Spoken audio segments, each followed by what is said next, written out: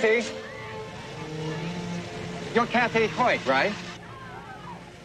Your dad's Lieutenant Hoyt? Yes? I'm a friend of your dad's.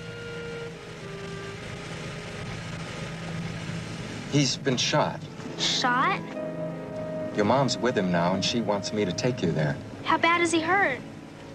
It doesn't look good.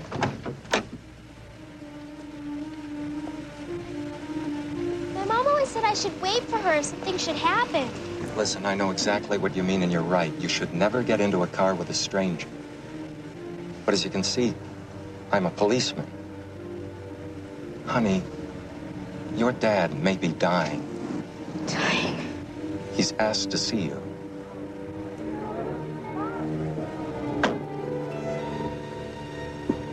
Buckle up.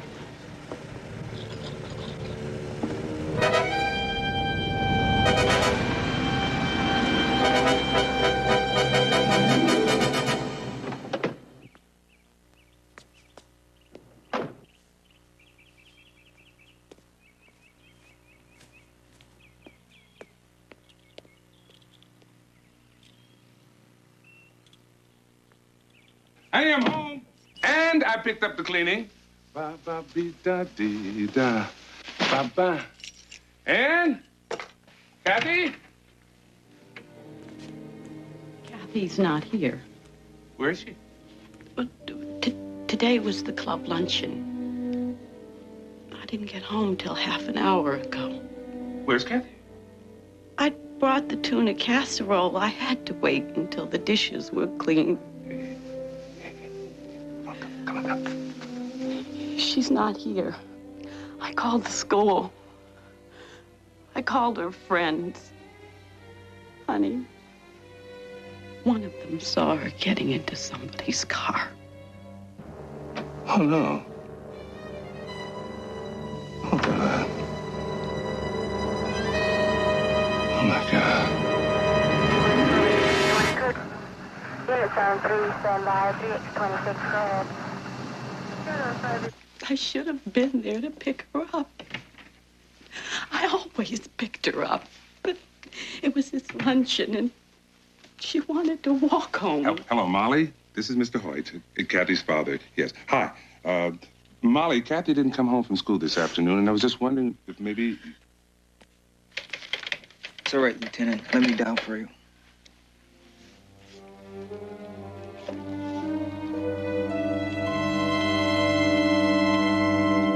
We don't know that she's the third in a row. Billy, for crying out, what do you want the guy to do? Take an ad out in the newspaper? 3 kids picked off at schools letting out in the last 10 days. All from what we know, basically the same M.O. There's been no bodies. So far, no bodies. Yet. I think we've got to go public. Call a press conference. I'm sorry about your daughter, Hoyt. Look, I still don't see a pattern. For crying out loud, Billy. 3 kids in 10 days. Don't you understand? We go to the media now, and this one they'll say it's only because she's a cop's daughter. What difference does it make? Damn it! She's my little girl! She's my little girl, don't you understand that? What the hell are you talking about? You don't understand! CJ, I need to talk to Matt. Urgent. Vacation. Great word, huh? Take a vacation. You have over 80 days piled up. Take some of your vacation time. Or we'll put you on a forced leave of absence. It could be right, Hoyt. They're worried about bad publicity. Sound like a parent. And you sound like the department. Who am I supposed to sound like? You're also a cop. Trina!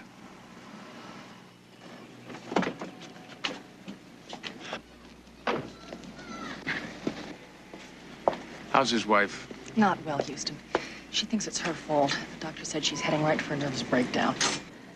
Oh, well, he's not far behind.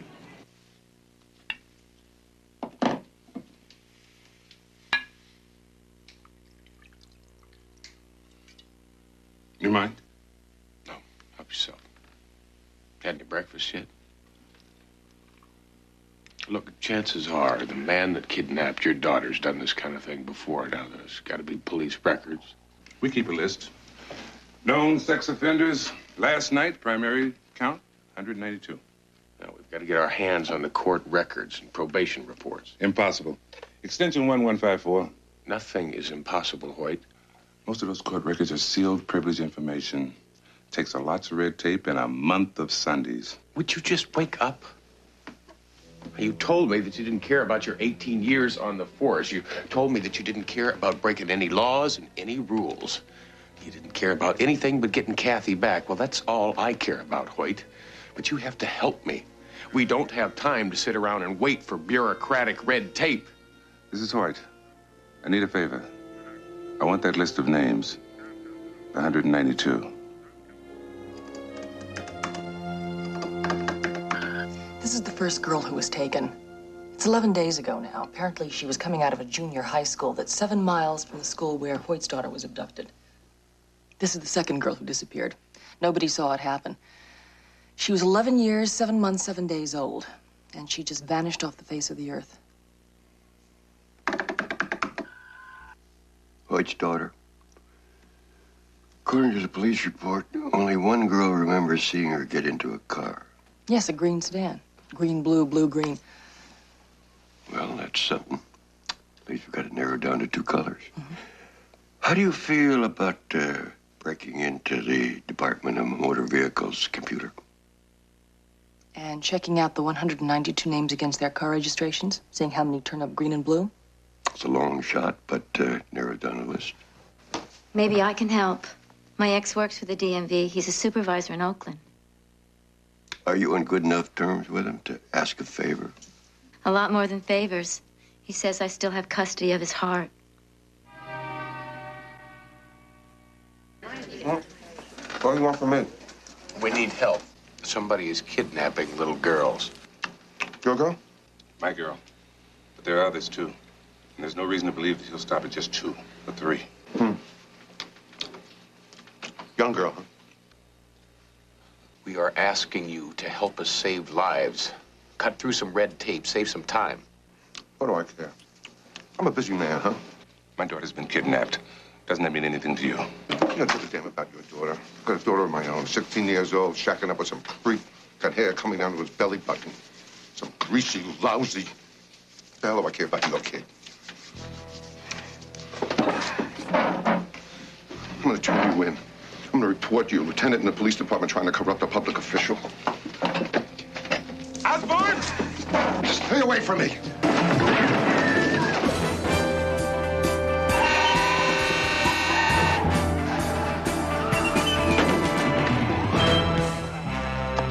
All right, into the line, friend. So we'll get away with this. Watch this. Well, according to my watch, you spent the last 32 minutes of your life in this trash container. I think it's about time you became a reasonable man. What's this? I'll open it and count it.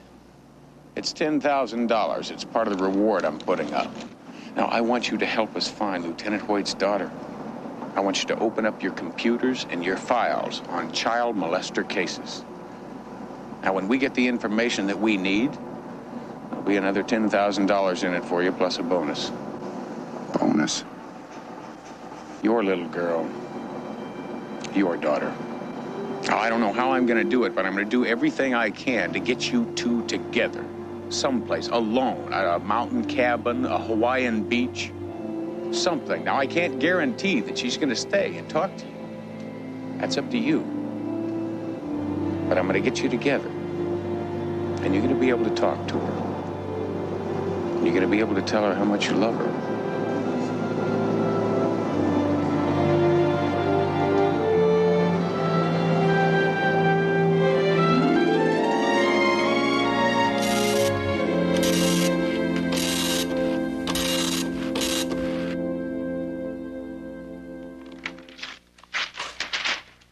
Even Baby seems to be working harder.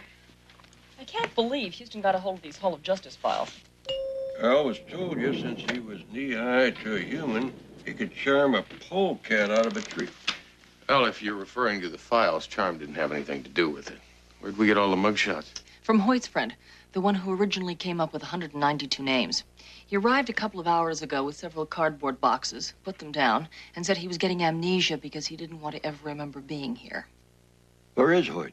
I sent him home. I told him that we would give him a call when we decided to make our move, but he hasn't slept since this whole thing started.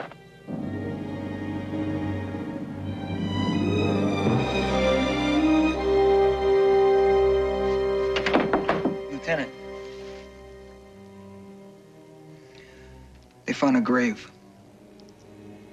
Kathy's? I don't know, sir.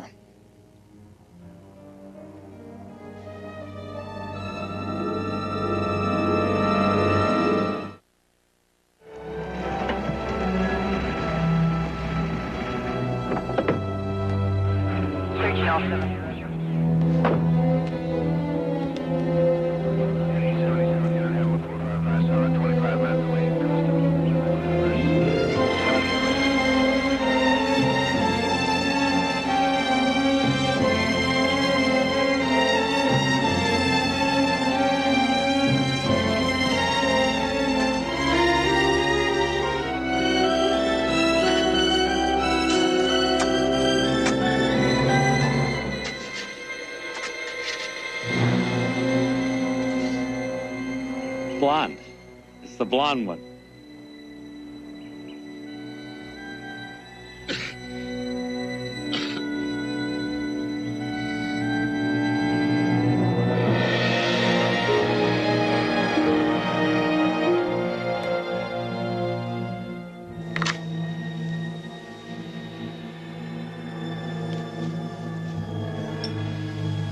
I didn't mean to kill her.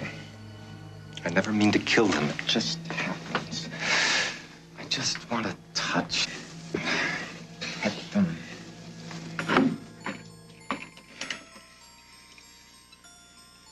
Now, you want me to turn myself into the police? I'm not going to do that. It's not fair. I didn't mean to hurt them. It's not fair, though. Now put me away again. You don't know what that's like. You never had to stay there. You can come and go. They make me do things there. Live in little rooms. Other patients make fun out of me. I don't mean to kill them. It's not fair. I'm not gonna go back. You said I was cured. It was because of you that they let me out. Now you want to have me call the police and have them put me away again? I'm never going to let anybody lock me up again. Never. It's not fair. Never, never, never. And you can't make me.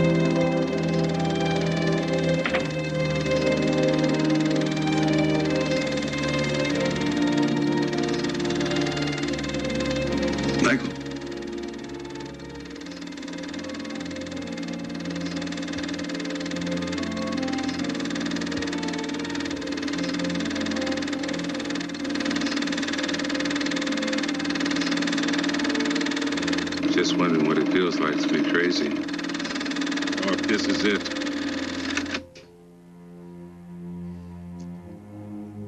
I saw them when they pulled that little girl out. I saw that it wasn't my daughter, and I almost laughed. The little girl was dead, and I was happy. It wasn't Kathy. But it was someone's daughter. She was a human being. Roy, who's the monster? Who's the madman? The man who takes and kills little children? Or a man who's been a policeman for 18 years and supposed to protect little children? Michael, you're something so much more important than a policeman. You're a father. Right now, you're awfully frightened. I know, I've been there. I lost my boy in Vietnam. Missing in action. Some nights I'd wake up in the middle of the night. I'd think of him still as 9 years old. We'd be going on a fishing trip, on a ball game. Don't ever feel ashamed of being happy because it wasn't Kathy.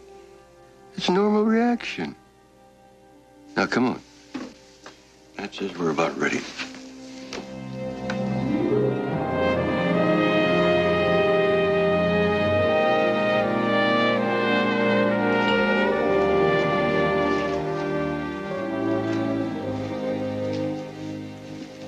Looks like an office in search of a filing cabinet. Our day's work in a city of over 3 million people, we've got 192 names most likely to be involved. Out of 192, 11 are dead since their last graced a mugshot. That brings the number down to 181. 73 more are currently in prison or mental hospitals. It leaves us with 108, and that's when the big guessing game gets started here. Now, we already cross-checked those names with the Department of Motor Vehicles. They told us that 74 of them own automobiles. Yes, 11 are green, 13 are blue. 24 prime suspects. Yeah, I thought we'd split these up. Now, I want you two to stay here and keep feeding information into Baby and see what you come up with. And if these don't work, we can always get the... What's the matter?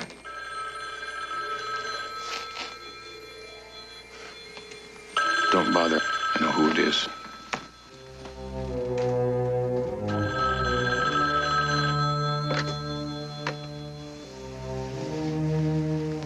Nathaniel? Who's Nathaniel? Young man Matt met when he was on the run. He's a psychic. You're calling about the missing children, aren't you? They're very cold. They may be dead. The man who did this.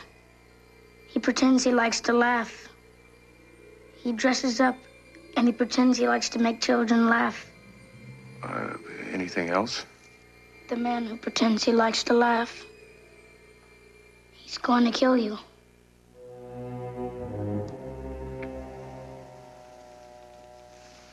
Houston, what did he say? He said the man we're after likes to pretend to laugh. Likes to dress up and pretend to make children laugh. Like a clown. I remember one of these weirdos used to work as a clown at children's parties.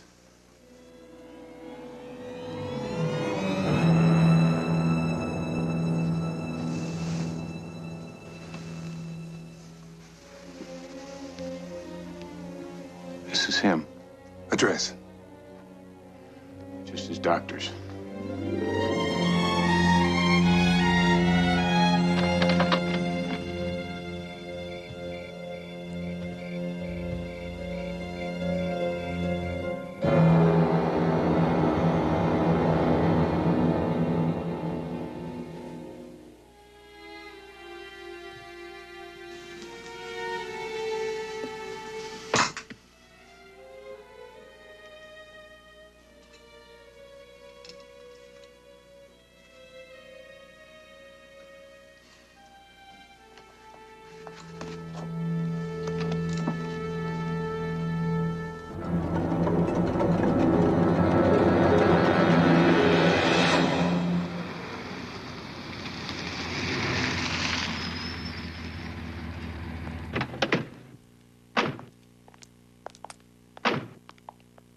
Uncle Roy, you stay out here and cover the front. Hoyt and I are going in the back. Battler, this could be an opportune time to let the rest of the police force know what we're doing. Well, they just ask a bunch of questions. Right now, I haven't got time for it.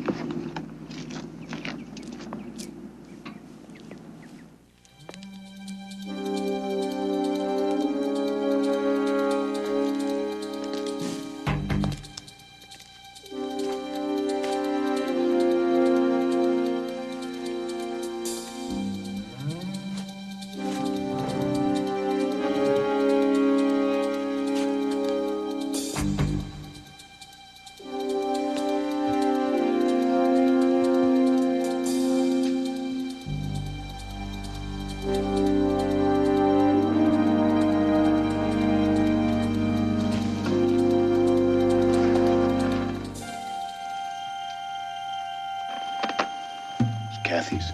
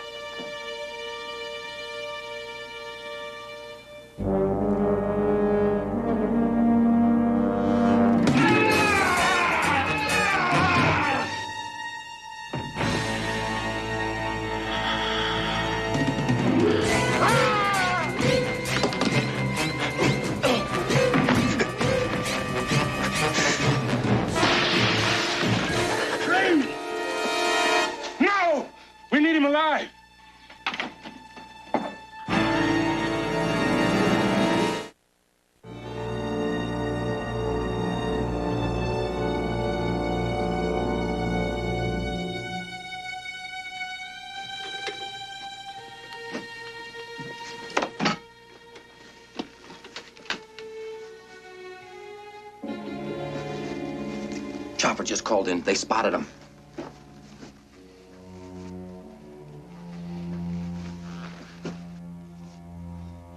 Got a pulse.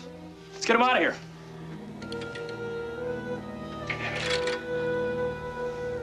What are his chances? He's still leaking a lot of blood. He's my nephew. He's a lucky man. That knife couldn't have missed his heart by more than a quarter inch.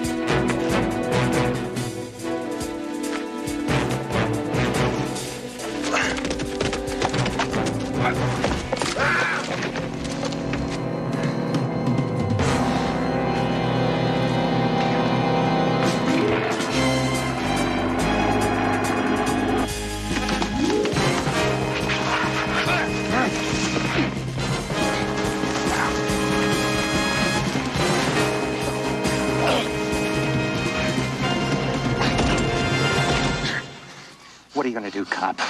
Kill me? Where's my daughter? Dead. Dead, just like all the others.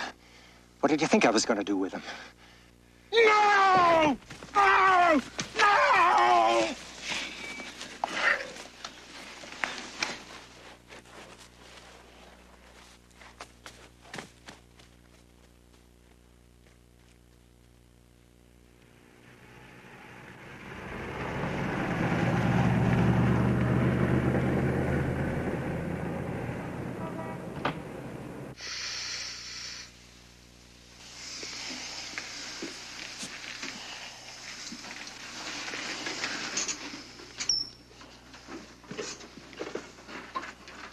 If he stays in bed for another week, there should be no problem. But if he goes jogging or takes rumba lessons, he will bleed to death before he gets off the dance floor. All she says, put.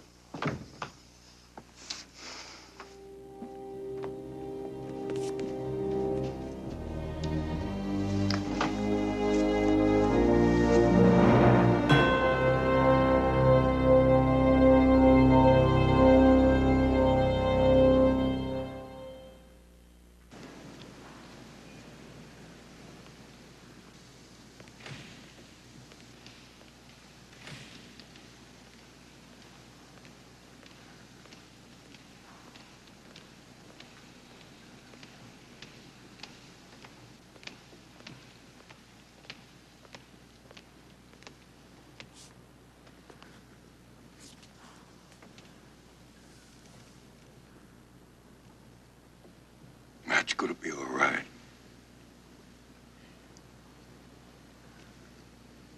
I'm sorry about your little girl.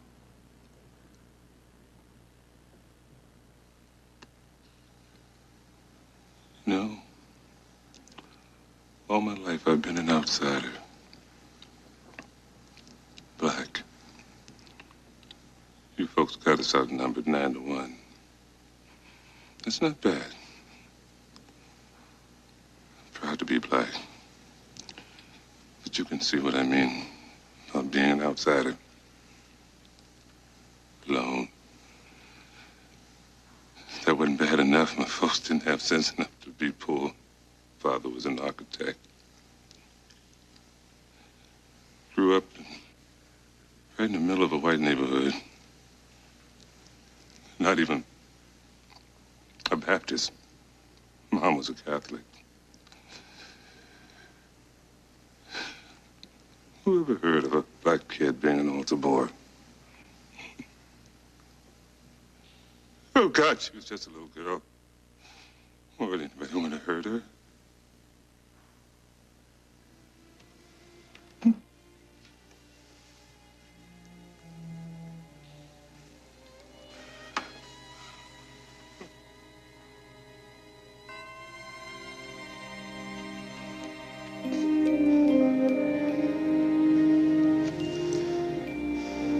Hi, boss. Howdy. How's Hoyt? He's not doing too well. His wife is still under sedation. What about the guy we caught? Well, he admitted everything, including killing the little girls. Although he won't say where he's hidden the bodies. He's done it before, Houston. About 5 years ago, he killed 6 children. And up until a couple of months ago, he was in a mental hospital. Escaped? No, he was released. They said he was cured. It gets worse.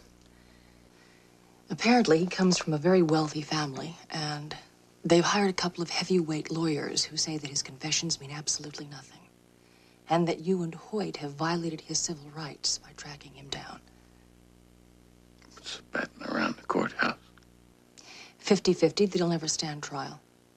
That he'll go back to the hospital for a couple of years. Hoyt was right.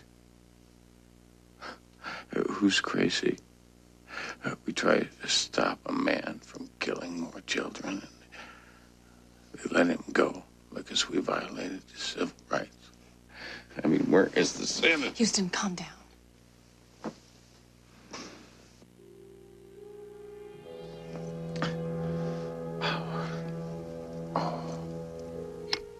Nurse, Mr. Houston is bleeding again. Could you please send in a doctor right away?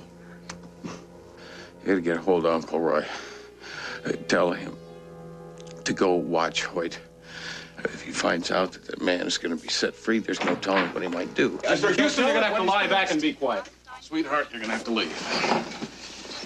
Don't let Hoyt do it. You're being charged with the kidnap and murder of 3 girls. How are you going to plead?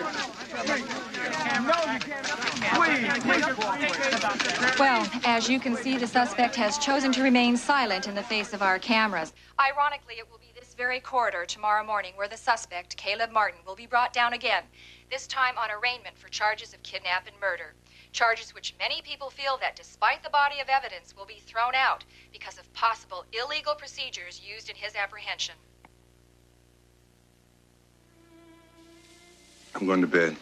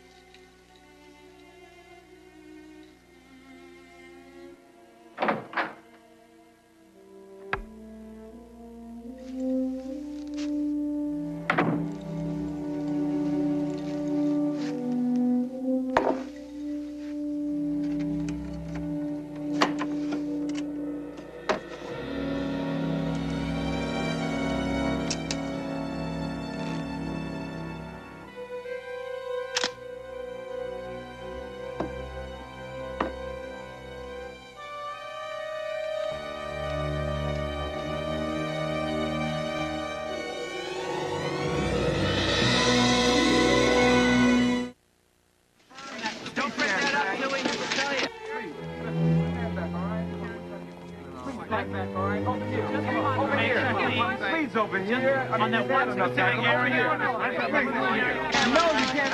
Please. Please go this way, 6 small area. Try to cooperate with you. Thank you. Get in closer. Would you please over here, please? Just confirm that. Don't go. No! Here.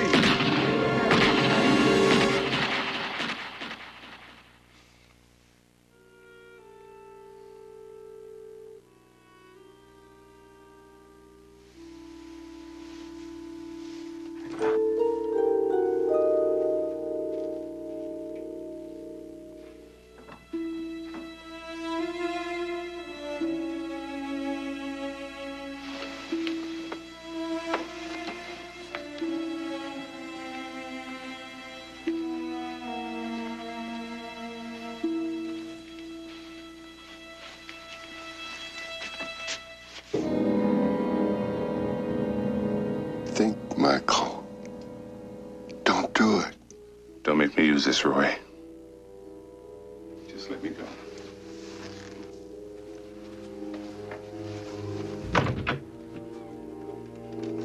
Keys. Car keys. Michael.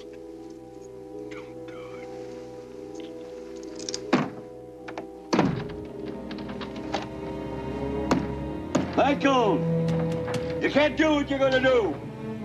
Let me out of here!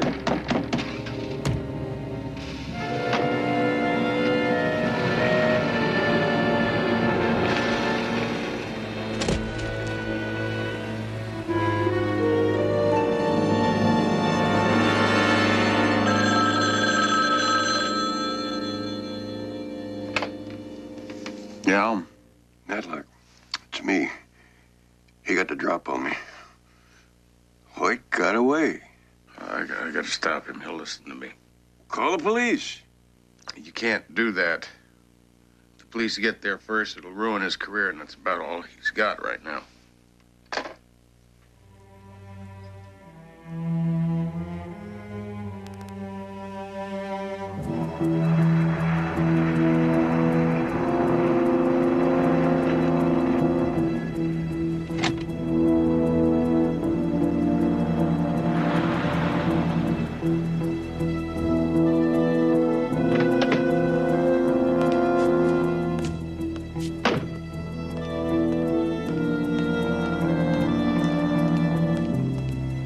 As you can see, with emotions running high, security is heavy here at the Hall of Justice, where this morning accused kidnapper and killer Caleb Martin will be arraigned.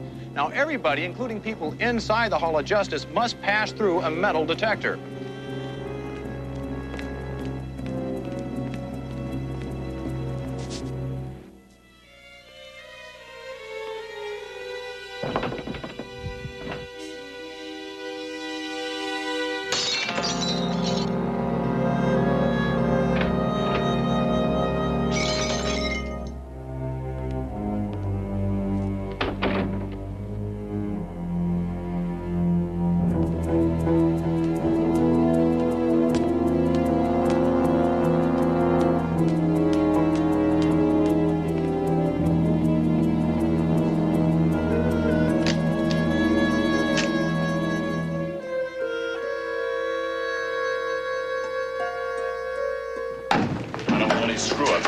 on the button, we bring this guy down, get him arraigned, and no trouble. Some of you older guys remember what happened 3 months ago when the guy busted out of here.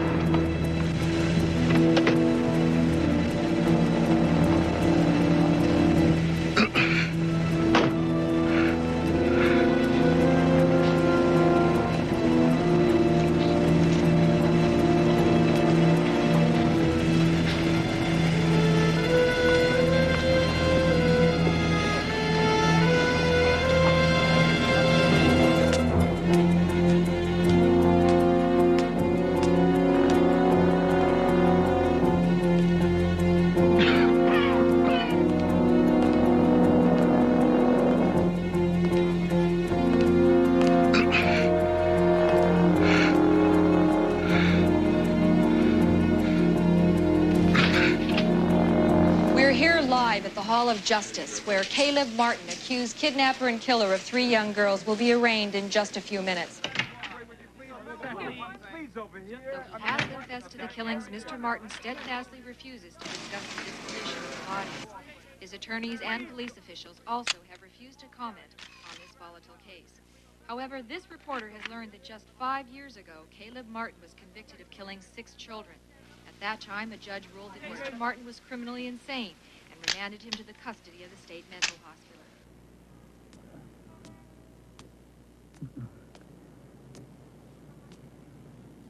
Then, 2 months ago, he was pronounced cured and returned to society.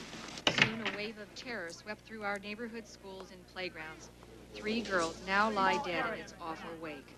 Yet, legal experts have indicated that due to illegal procedures used in his apprehension, there is a good chance that Caleb Martin will once again be free to roam the streets of our city. Parents everywhere are outraged. This is Janet Oshima reporting live from the Hall of Justice. You shouldn't be here. I had to be here. You're bleeding. Not as badly as you are. You're not going to stop me. And he'll make a clean sweep. Kathy gone and you in prison. What's your wife gonna do, huh? You kidnapped and murdered my little girl. Now the chances are he's gonna get off. You devoted your whole life to the law, to making this world a better place. A better place for the children to grow up. You remember the day that your little girl became a Girl Scout? And she wrote that paper about the greatest man on earth, Hoyt. That was you. She was so proud of her daddy because he was a policeman. She knew that people called policemen bad names. People would spit on them. But she was proud of you. She was very proud. Because she knew you were fighting for her ideals. Here he comes now.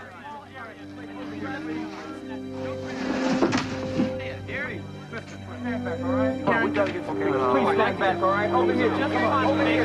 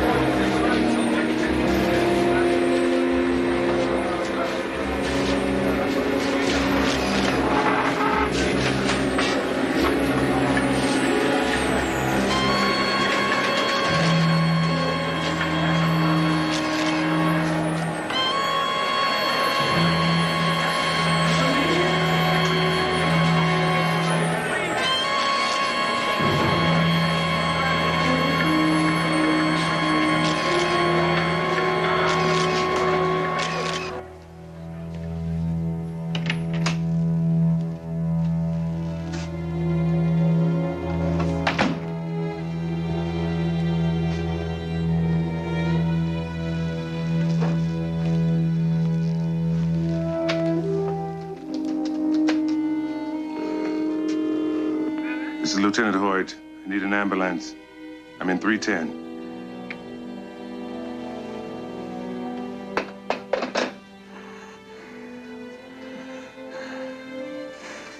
Thank you.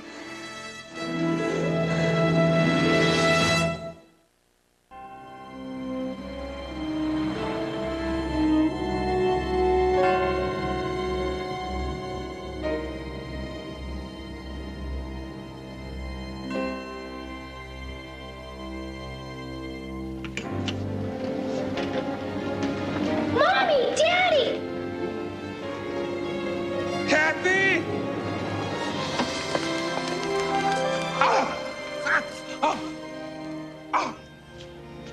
It's Kathy. Over 100 volunteers combed the area where they found the first body. They were looking for graves. Instead, they found Kathy and the other little girl who was held, locked in a barn. She was dead, now she's alive. Kind of makes you feel good, doesn't it?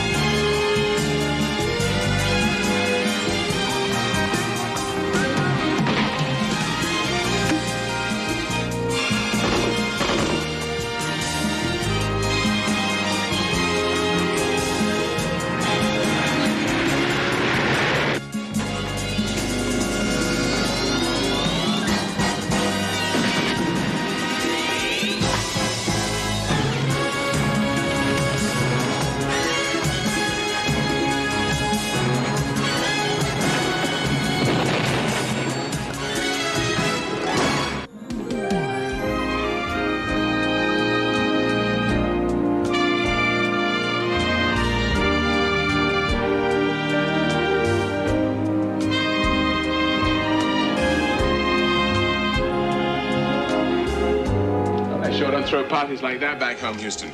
Make me feel like a visiting dignitary. Well, that you are. We had to do something to celebrate your 6-week anniversary here in Los Angeles. To at least 6 more, I hope. To at least 60 more.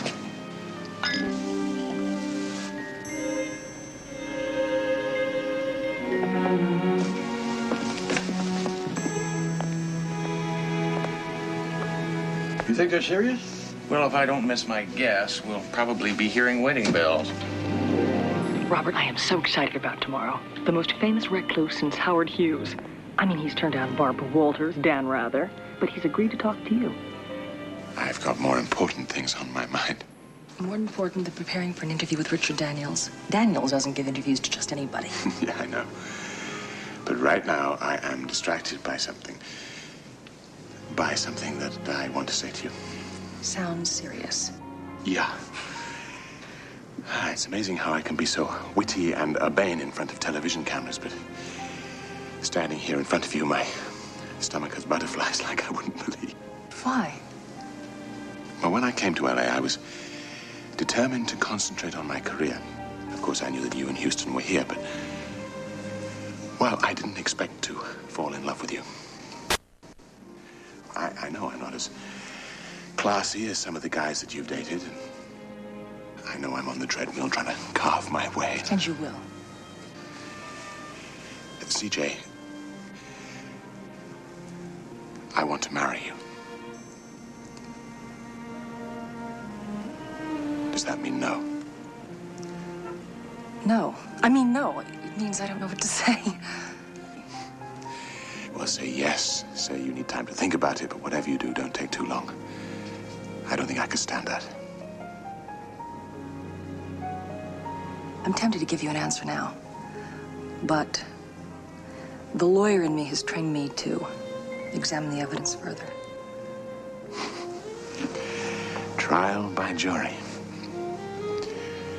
So what are my chances? I'd say you had a sound case.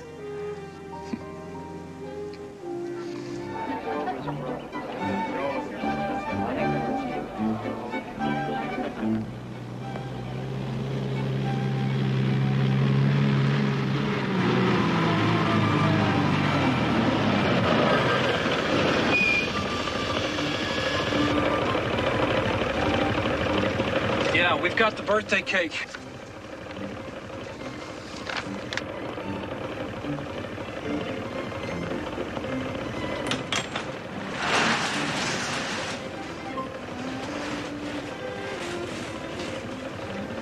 I'd like to see Mrs. Daniels' face when you lot show up.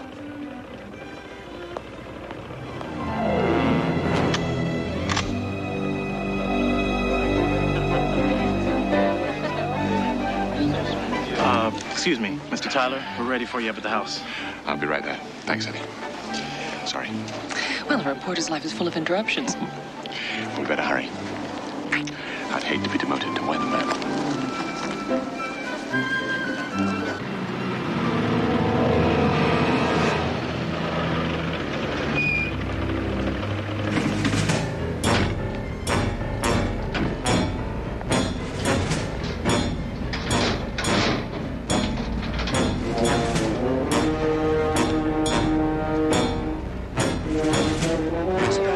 Said that you've become a recluse. Well, I'm a recluse. It's just that I found the reason of my happiness. And I make very sure that nobody disturbs that happiness. And that reason is, of course, your lovely wife. Now tell me, Mrs. Daniels, what would happen if, say, tomorrow your husband lost all his millions? I'd go out and get a job. Turnabout is fair play.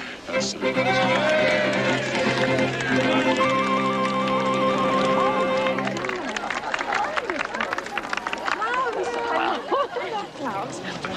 Fun. Thank you.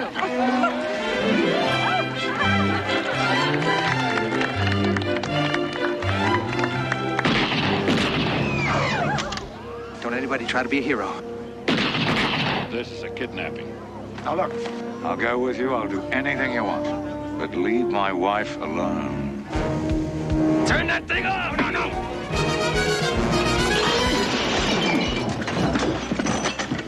No, please. Please. So.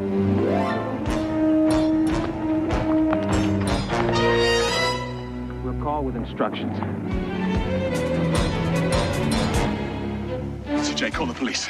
Eddie, is that live? Are we on? We're on. This is Robert Tyler, live from the scene of the kidnap of Barbara Daniels.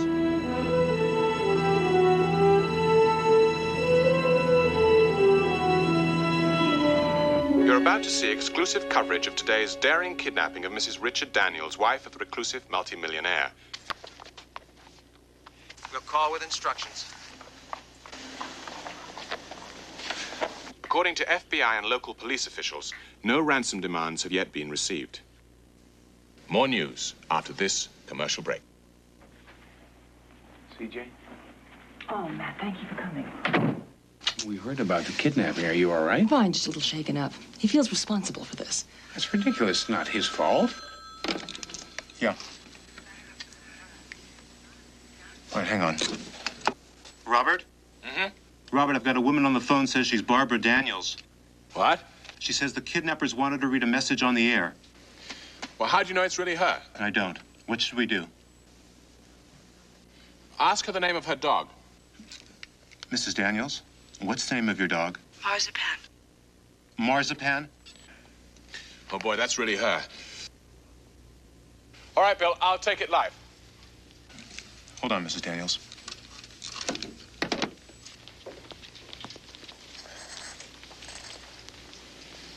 During the commercial break, there has been a further development in the Barbara Daniels kidnapping case. On the line right now is a lady who claims to be and who we believe is Barbara Daniels herself. Mrs. Daniels, are you there? Yes. Are you all right? Yes. I have to read a statement. It's from the kidnappers. We want to set up a meeting to discuss the ransom. We want Robert Tyler to be our go-between. The kidnappers want me to be the go-between. Yes. It goes on to say, we'll call you at your home at dawn tomorrow, Tyler. No police, no FBI, no interference of any kind, or we'll kill her. Please tell my husband that I love him. Mrs. Daniels. Mrs. Daniels. I don't like this. Go to commercial. Go to commercial.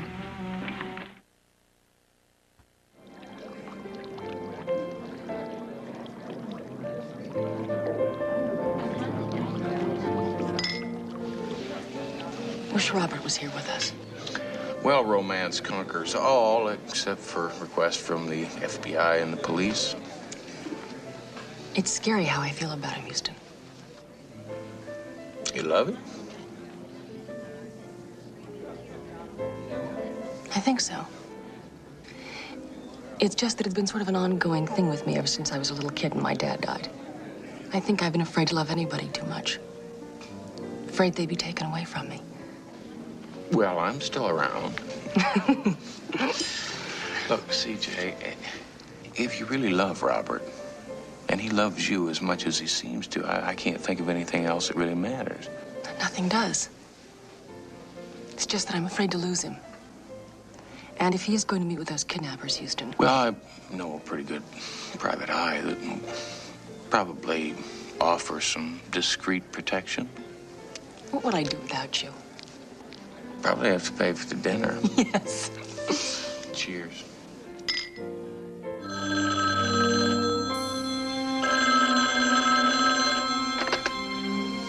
Tyler.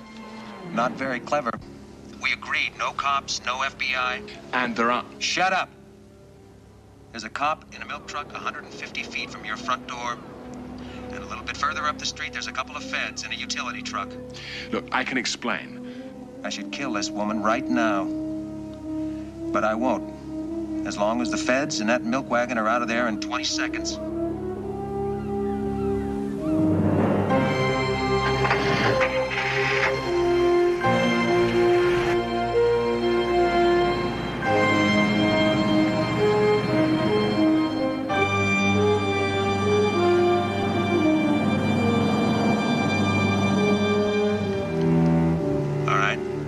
Down to your car, you'll find instructions on the seat. If you're followed, she's dead.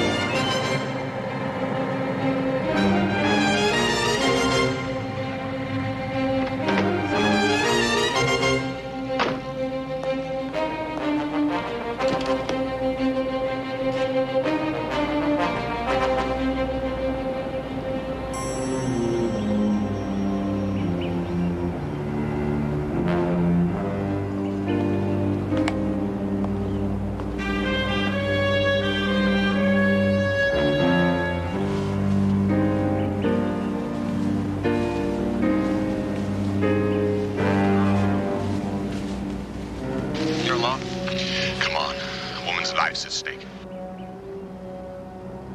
I want $10 million in used bills. That'll take some time. You get it tomorrow. Look, it's not too late to let her go. Hey, hold it!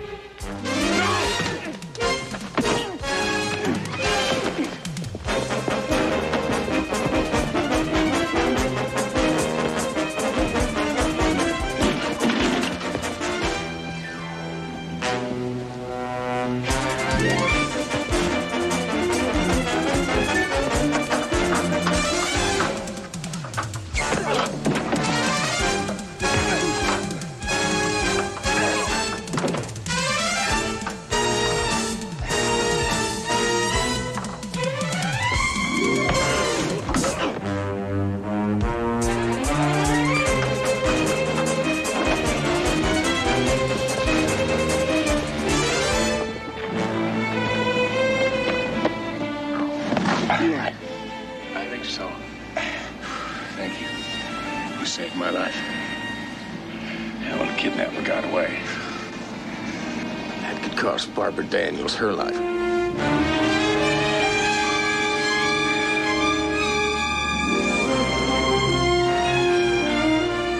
What do you mean, a setup? You trying to tell me that Tyler's involved in this kidnapping?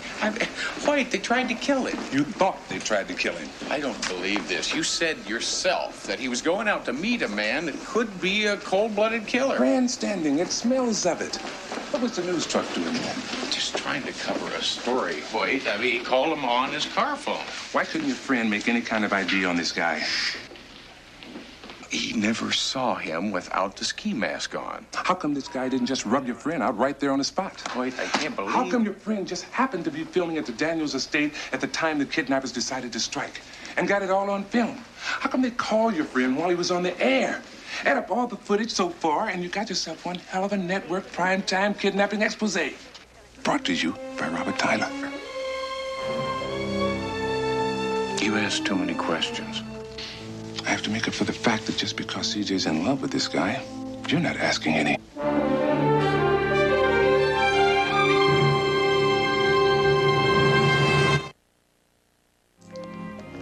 Careful. I could get quite used to this. Somebody has to take care of you. Oh, yes, after this morning's near fiasco. It does seem as though Houston and you have done nothing but get me out of scrapes ever since college. But from now on, I'm going to have to handle this one on my own. I am worried about you. Well, don't worry. When I became a newscaster, I made a promise to myself that I'd go after every story to the end, no matter what. Determination never was your weak point. I think that's why I like you. Uh-huh. Does that mean a verdict is due soon? Soon.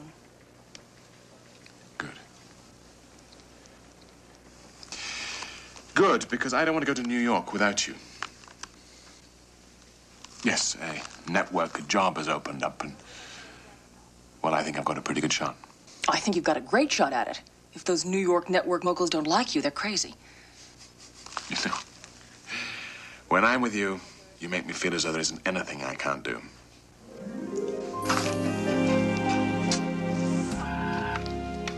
Still at it, huh? Yeah. Been programming Baby to search for any past kidnappings in which a go-between was requested. Mind if I sit in? I wish you would. Could use a fresh eye.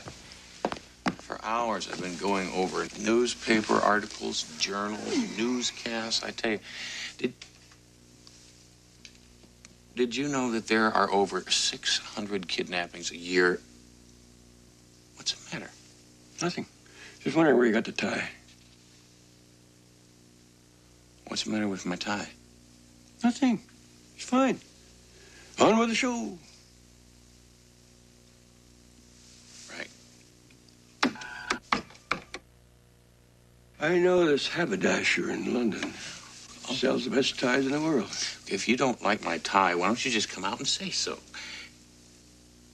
I can't.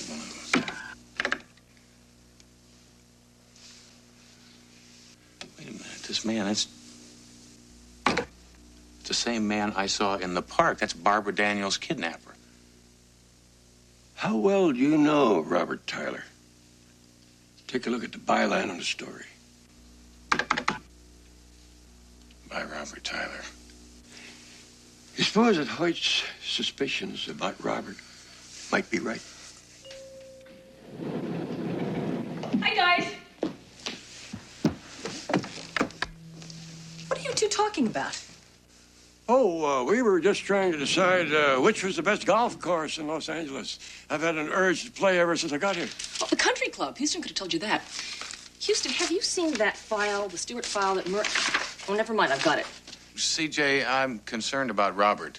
Join the crowd. Now, what I mean is... No, I know what you mean. Houston, I'm trying to let him let the police handle it, but he feels responsible. I gotta go by.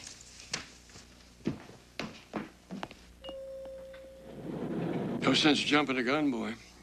There is such a thing as a coincidence.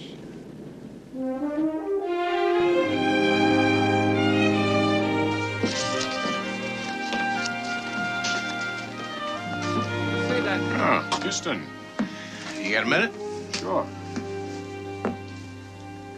Thanks, Tony. Why the serious look? I've been looking into the kidnapping, Robert. Found something a little peculiar. Newspaper article from 10 years ago. A woman in Bluefield, Pennsylvania was kidnapped. Her husband's name is George Davis. So? And the kidnapper you met in the park yesterday was George Davis. His wife is kidnapped, and then 10 years later, he becomes a kidnapper. It doesn't make any sense. I was hoping, Robert, that you could help me make a little sense of all this. Oh, sure. But what can I do to help? That was your byline on that story 10 years ago. What? My byline? Oh, yes. Ah, George Davis. Oh, I remember. My word, that was a long time ago. Well, it seems a bit odd that you'd forget something like that. I mean, after all, that story's what got you your first anchor job in Philadelphia 2 months later. Houston, our friendship goes back a long way. If I didn't know you better, I think you were accusing me of something. I'm not accusing you of anything. Well, I hope you're not suggesting I had anything to do with this. I'm not. But it is a bit confusing. Yeah. Well, I'm sorry. Guess I'm under a lot of pressure with this, and with CJ, and... I understand. You talked to the police? Not yet. I want to talk to you first, see what you remembered. Well, I'm afraid it's all a little fuzzy. Look, let me think about it. Right now, I'm going to be on stage. Now, Robert, for everybody's sake, don't keep me waiting too long, huh? I'll be in my office.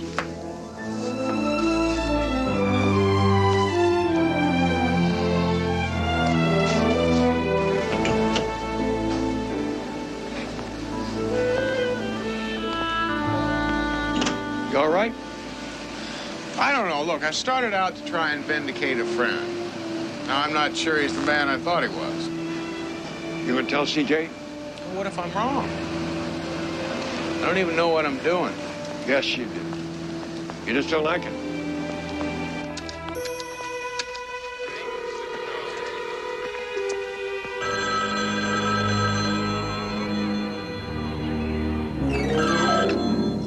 Yeah, Houston's figured out who you are. It's only a matter of time before he ties us together. You want me to take care of him? No. No, have Foster do it. I need you to stand by the Daniels woman. I'm afraid things are going to get tricky.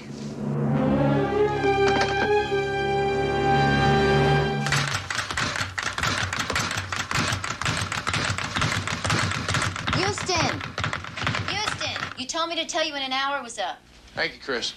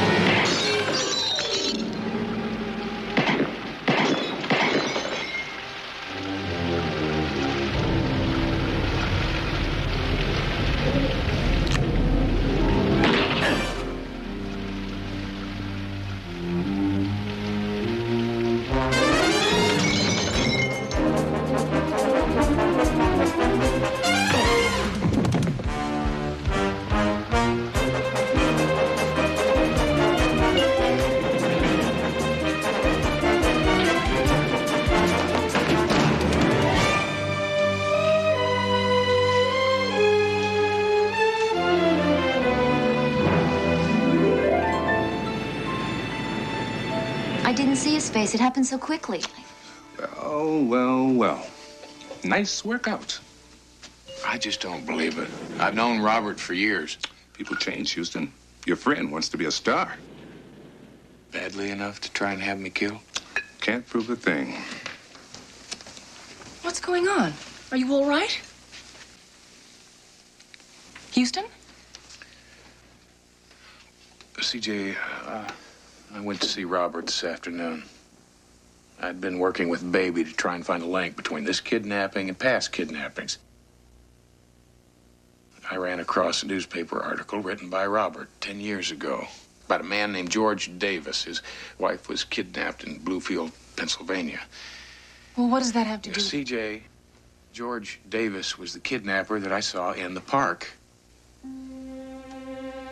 I think Robert set this whole thing up.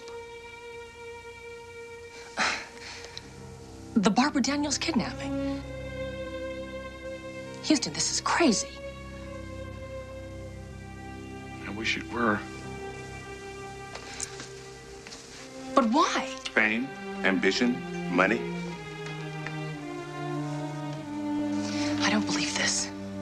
We think he sent someone over here to kill Houston because Houston was getting too close. You think? Houston, why are you doing this? I'm not doing anything. I was trying to protect Robert. Well, you're doing a hell of a job. Look, CJ... No, I don't want to look.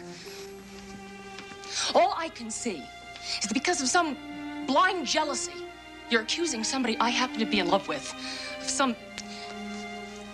some terrible, amoral thing. Because you think... CJ... Hoyt, stay out of this. I don't like this any more than you do.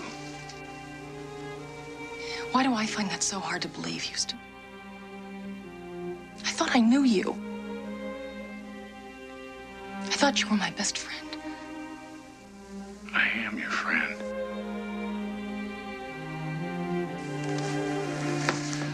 All I want to do is help you. You'll have my resignation first thing in the morning.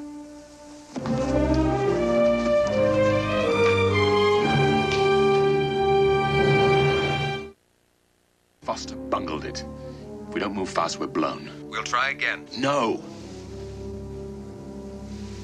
No. I have a plan. Should we move her to the house?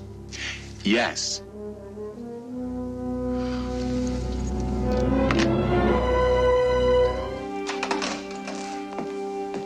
Office just had a call. Anonymous call. Someone's located the house where the kidnappers are keeping Barbara Daniels. A couple of units already got it surrounded. Let's go. Ah, CJ. Robert, I need to talk to you. No, darling, I'm working. Look, Robert. They've got the kidnappers surrounded in a house. Robert, What's wrong? somebody tried to kill Houston today. He thinks you set it up. What? He also thinks you set up the kidnapping. He convinced Lieutenant Hoyt. Oh, come on now. You don't believe that. Robert, we're nearly ready. Your car's around the corner. Thank you. I don't know what to believe. He's been my friend all my life, Robert. I've always trusted him. Is he all right? Do you care? Of course I care. He's my friend, too, you know. Tyler! Look, I know you and Houston have been friends for a long time, and I've sort of come in the way. I'm sorry. I need to hear this. Are you involved with this kidnapping? Robert! Okay. No. Come on. I'll show you just how wrong our friend Houston really is.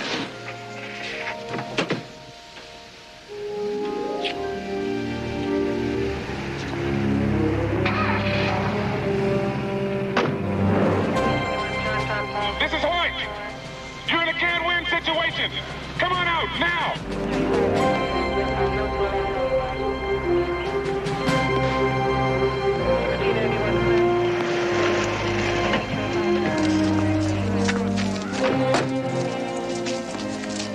This is Robert Tyler, KPRW TV News, live from the house where Mrs. Richard Daniels is being held hostage at gunpoint. Lieutenant. KPRW TV News. What's the situation? You tell me, Tyler. Lieutenant, what do you mean? They're demanding $10 million in safe passage out of the country. But we've got no guarantee that they won't kill Mrs. Daniels, even if we agree. Well, maybe I could talk to them. The best thing you can do is stay out of the way.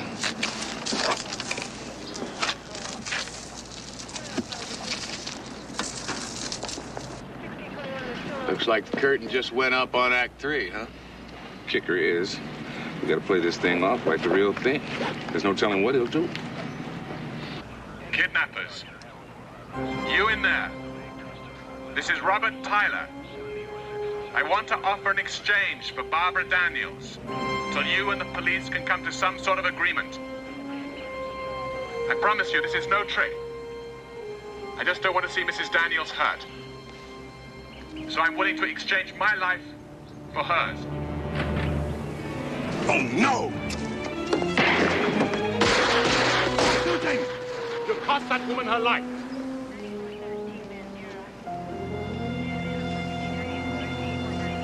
She's coming out.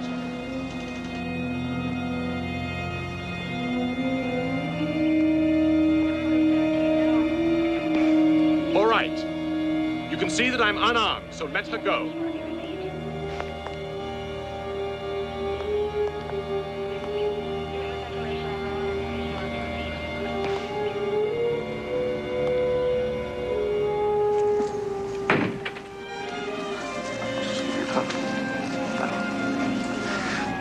He set this whole thing up. And the only people alive that can prove it are inside that house. Houston!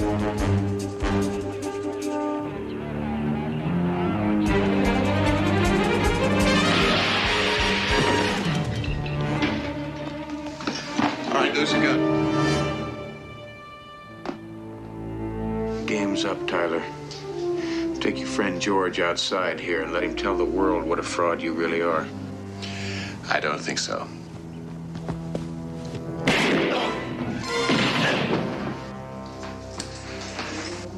I guess it was my turn to save your life.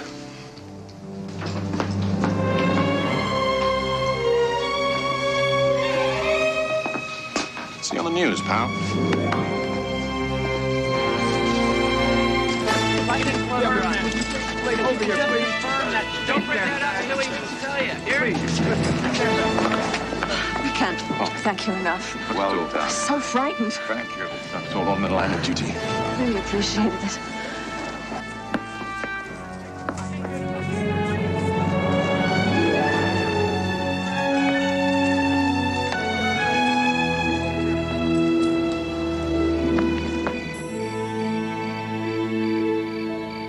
Kidnappers killed, Barbara Daniels safe in the arms of her husband once more. Just like a children's fable with a happy ending. This is Robert Tyler, KPRW News. And now let's take a look at the weather. High clouds, variable in the morning and increasing by afternoon, otherwise fair.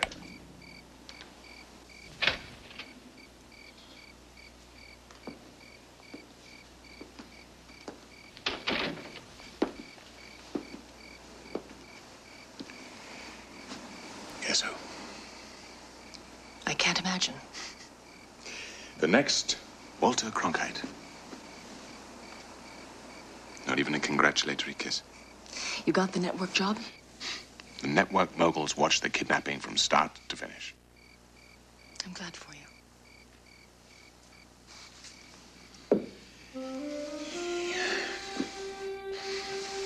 What's wrong? I was thinking about Houston. I was wondering what he must be feeling about me right now. And you. I don't blame you for believing him. If it wasn't me he was after, I'd probably believe him too. Robert, where does that leave us? It leaves us with the fact that I love you.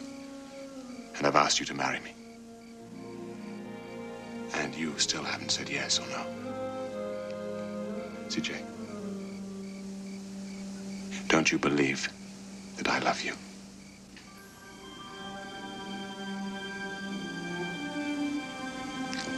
Yes, I do.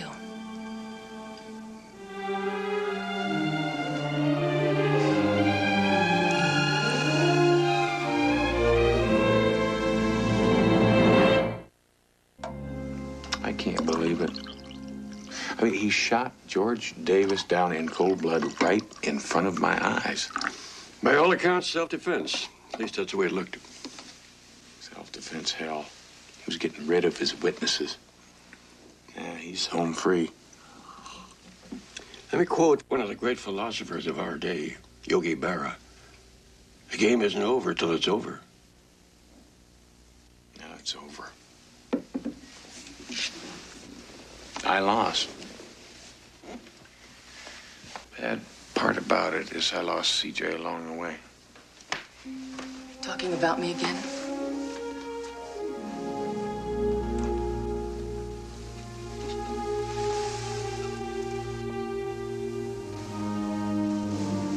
You're back.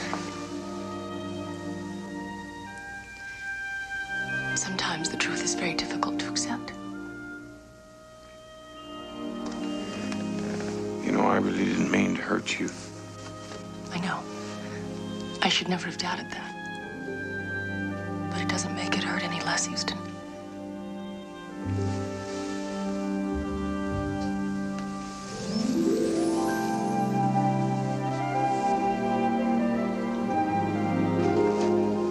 I fell in love with a spy once. Lisbon. Long time ago. I was young. She was the most beautiful, captivating woman I'd ever seen. So I know a little something of how you feel. Did she betray you? She loved me, too. She just had a different way of looking at things. She was killed by British Secret Service. I came back home and met your Aunt Flo.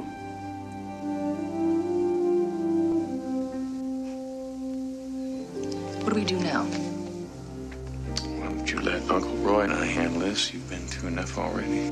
No, I have to be involved with this. I need to be.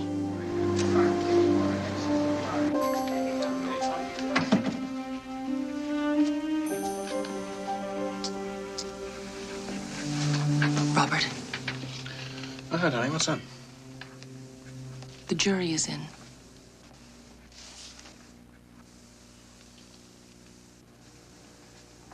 And I lost him.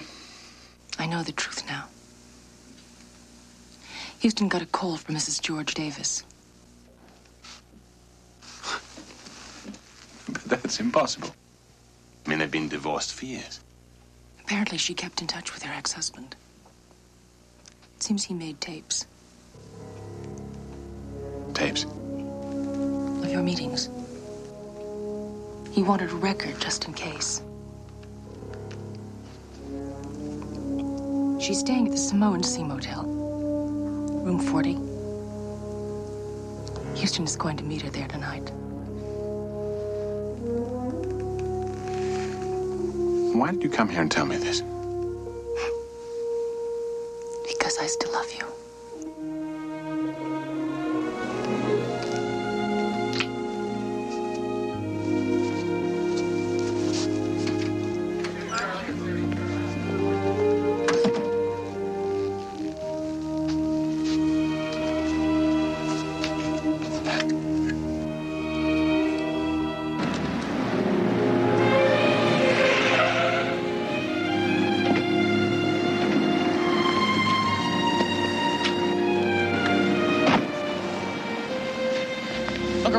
Sure about this? Worked in Vienna in 47. Russian agent named Ivanov. Big nose. Wonderful laugh. Look, haven't I seen that tie before? You should. It's yours. Well, I thought you said you didn't like it. I never said that. I just didn't like it on you.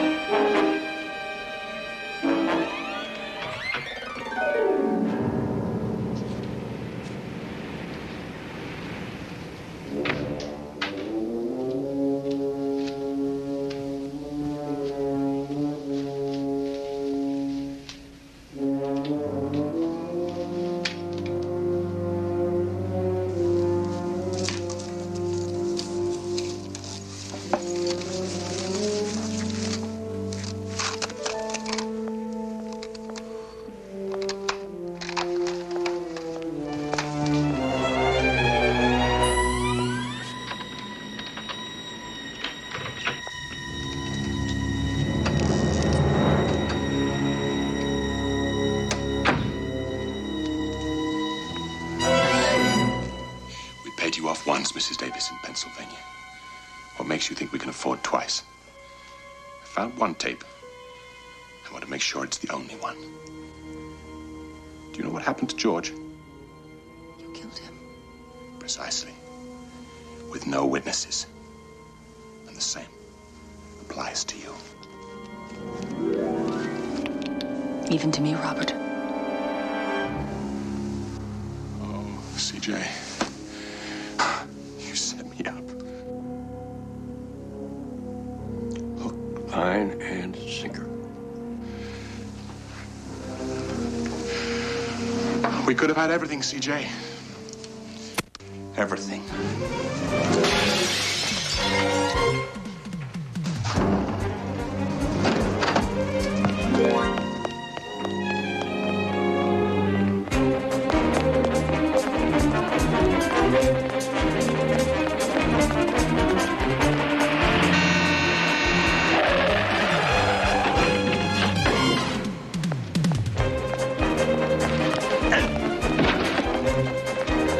Excuse me.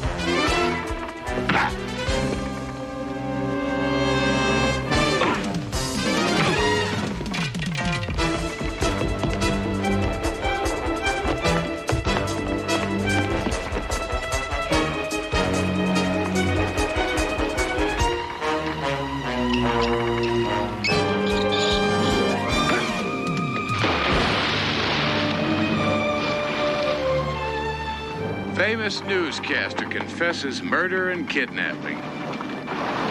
Filmed at 11.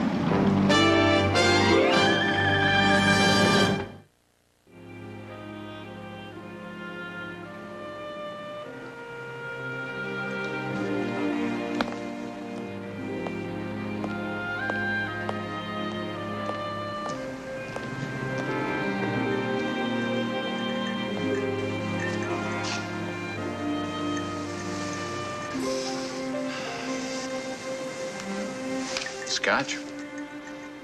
Apple juice. I like to take my sorrow sober.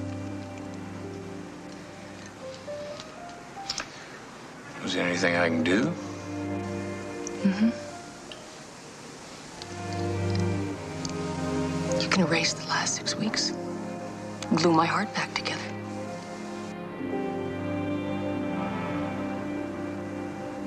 Well, I'll tell you what, would you settle for reservations for two at Marcel's? I thought they were booked for weeks in advance. I was persuasive. Oh, you were you? Mm-hmm. Houston. You know what? I don't think they're open tonight. They're closed Mondays and Tuesdays. Oh, boy, I was really persuasive.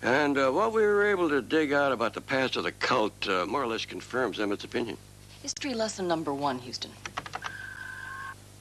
Oklahoma, 4 years ago. This girl sold everything she had, Houston. The house, the car. She gave Mercer $60,000. Everything seemed rosy for about a month, and then she had a change of heart. When Mercer wouldn't give the money back, she went to the local DA. She claimed that Mercer had conned and swindled her. It created quite a stink, and she died quite suddenly. He killed her. Officially, the coroner called it an accident. Lady swallowed too many pills, washed them down with whiskey. History lesson number 2. 18 months ago, this girl joined Mercer's cult. She promptly turned over her entire trust fund, $100,000. And she didn't even get a chance to have second thoughts. Mercer killed her less than 24 hours after she turned over the money. The official cause of death was a rattlesnake bite. Seems the critter slithered into her sleeping bag during the night. Tell me something. Has anybody ever made a large donation to the so-called church and survived? Not that we have found any trace of. And Mercer won't have to stage an act this time, Houston. Emmett's sister is a diabetic. Mercer told Peg that once she's turned over the money, as an act of faith, he's going to throw away her insulin. He's going to faith heal her.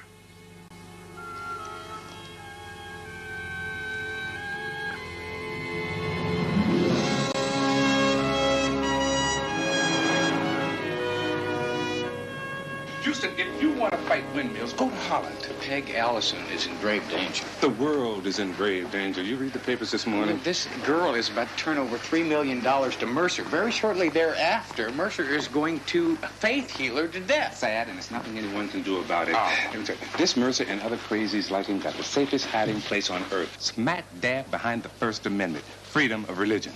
What you're telling me is that legally, as long as she feels that she's a member of this cult, we can't do anything to save her? Religions are free to worship animal, vegetable, mineral, or person.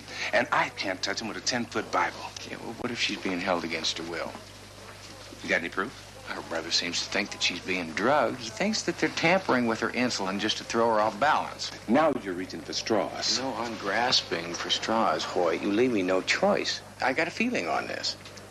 Get me proof. Any shred of tangible proof that this girl is being held against her will, and I'll take on the windmill with you.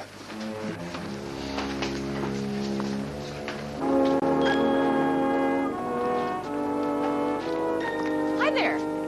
Hello. Any luck? Judge Robbins says without proof he can't justify issuing a court order. What about Hoyt? Same song. He needs proof. Well, then, Houston, it's catch-22. To get the order, we need medical tests proving that Mercer is using drugs to con Peg. And there's no way he's going to let us within 10 feet of her. Oh, what if Mercer just thought that he had to let us see her and didn't know that we were after the medical test? What would make him think that? Court order. Why do I think I'm not going to like this?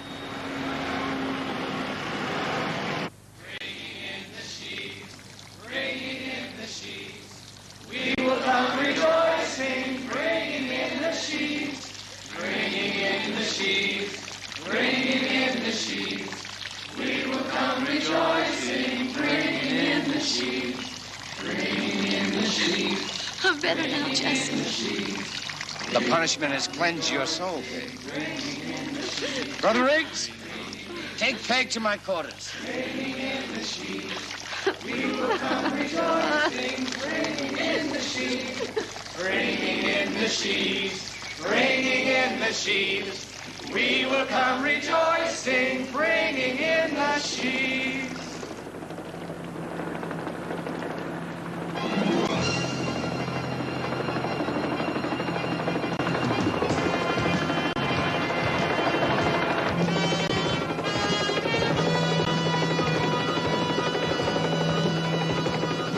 Any idea what kind of trouble we can get in for forging a court order?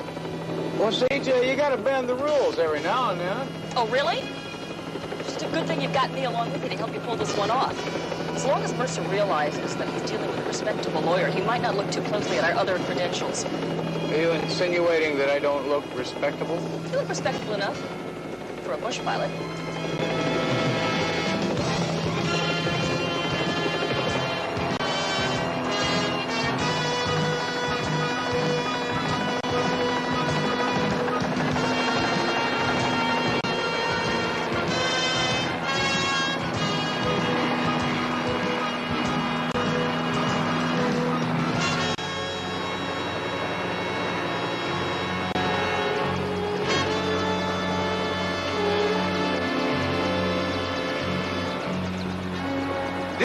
private property, I must assume that you're lost.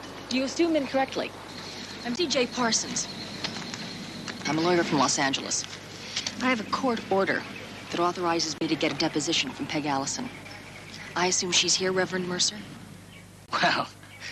Well, she's not feeling too well. A touch of the flu. What about him? Oh, I haven't had flu in years. I'm fine, thank you. He's my pilot. I'd like to see Miss Allison now. A brother sent you. He has a right to know that she's alive and well. Well, I said she's sick. And I said that I have a court order. I assume you know what it means if you violate it. Well, we've nothing to hide. Peg is here of her own free will. Well, I'd like to hear that from her. You will. Follow. What would you like me to do, Miss Parsons? Why don't you feed and water the chopper? I won't be long. Feed and water the chopper?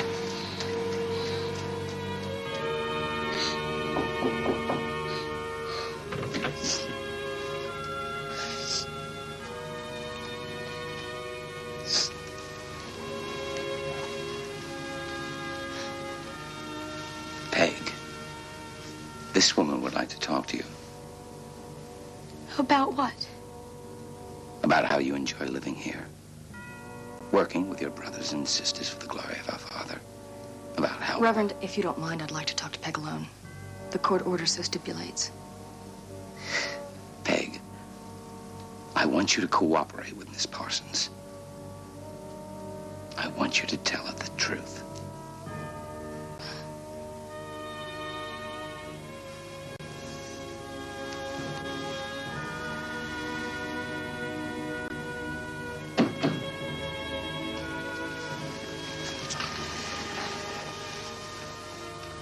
Your brother Emmett sent me. Emmett is Satan. No. No, he loves you. He's worried about you. Emmett is evil. He believes the people here are using drugs on you. That they're withholding your insulin. He thinks they're playing with your mind. This is my family. Emmett is evil. Emmett is Satan. All right. Let's prove it. Let me take a blood sample. And if it's negative, then Emmett is Satan. And Jesse is the Messiah. But let's prove it, Peg. Okay? What do you say?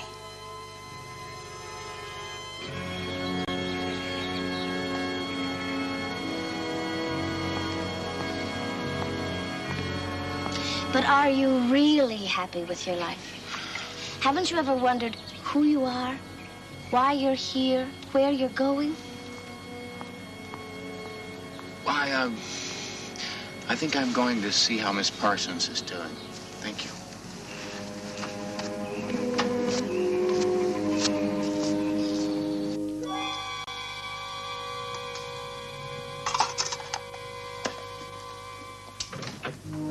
That should satisfy Emmett and the court.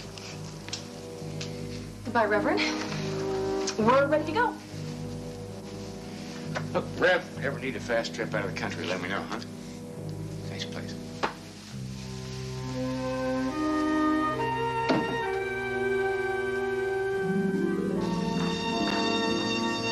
They're doing something. The sample should prove it. Well, I hope we get back in time. She's not looking too good. Well, I'll tell you what, first things first. All we got to worry about now is getting out of here. That's right. What did you tell her, Peg? Did you tell her you're being held here against your will? No, Jesse. I'm here of my own free will. I told her that.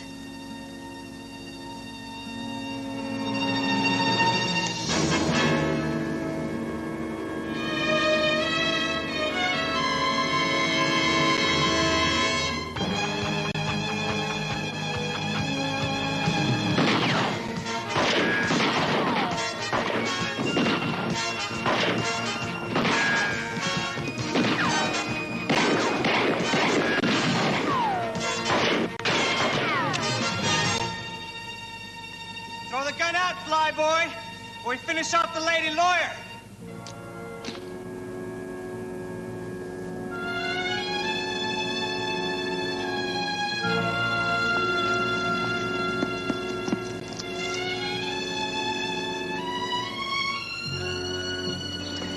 Satan's handmaiden has fallen. How sad.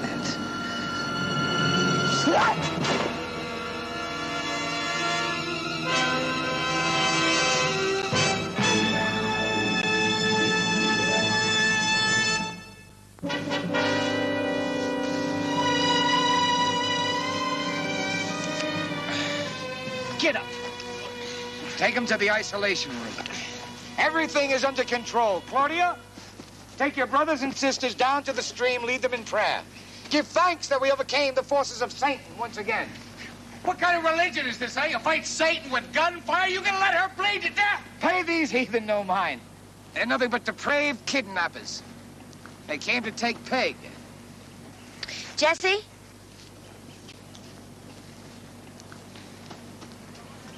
This one's pretty bad. Carl's a medical student. Give him some medical supplies. He'll take care of her. Go on, get her out of here.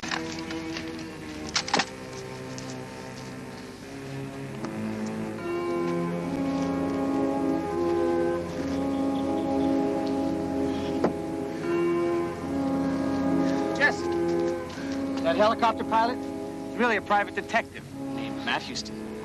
Who he or she is doesn't matter. We've got to keep them alive until Friday, until we can get our hands on that $3 million. I don't want the police to find them dead before that. And after Friday, I don't care what you do with them. Yeah, but somebody's bound to come looking for them. It's exactly why we're getting out of here. Now.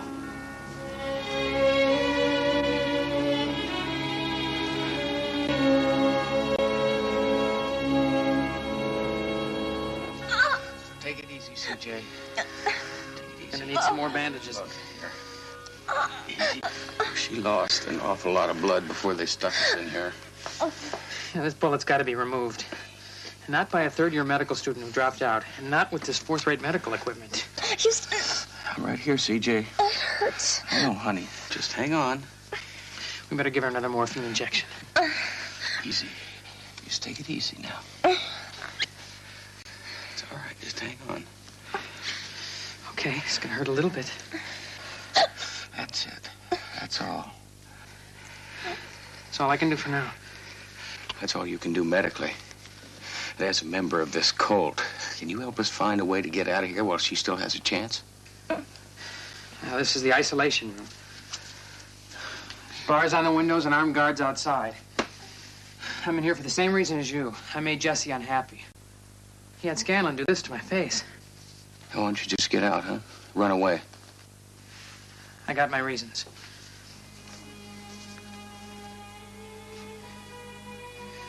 It's Peg Allison. She's, well, she's special. She won't leave the cult, and I'm not leaving without her.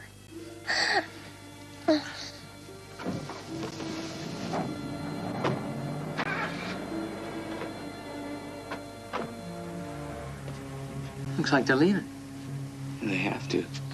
Otherwise, your fearless leader will have to explain to the police why his flock of holy people shot down an innocent lady in cold blood.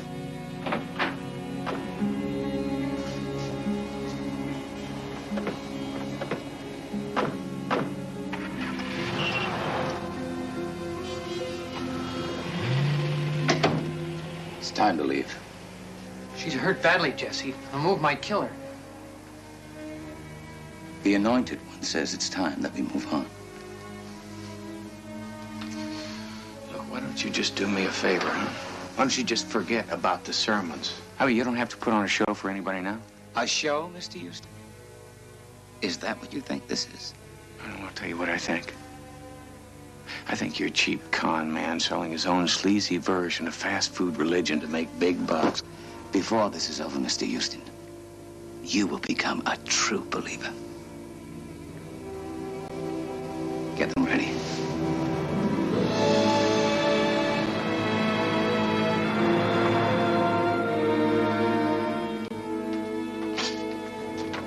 Do you have any idea what time it is? Huh? What's the problem? No problem, he said. Go on, attend the awards dinner, he said. Everything's under control, he said. Hold it. You want to start at the start? Save me calling in an interpreter? According to my computations, I think that Matt and CJ dropped in on that cult with the helicopter without an invitation. What time they leave? 4 o'clock this afternoon. There's something wrong. I feel it in my bones. We'll need that Allison boy to find that cult. I already contacted him. He's going to meet us at Matt's office at 5 a.m. Don't worry, Roy. We'll find him. Lieutenant, I've got to worry. As I remember, the score down at Guyana was Jim Jones' 913 opponent's zip.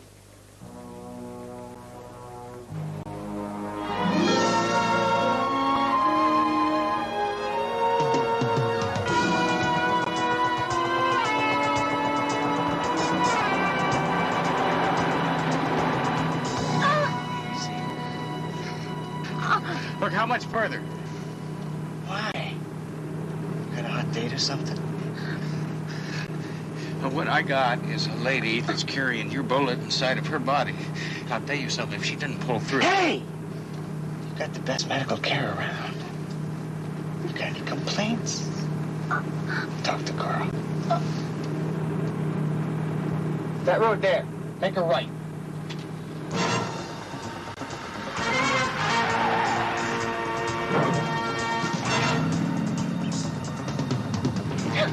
Easy. Take it easy. I'm trying. I know. We gotta give her another shot of morphine. Very little left. Pain's only gonna get worse. I think we better wait.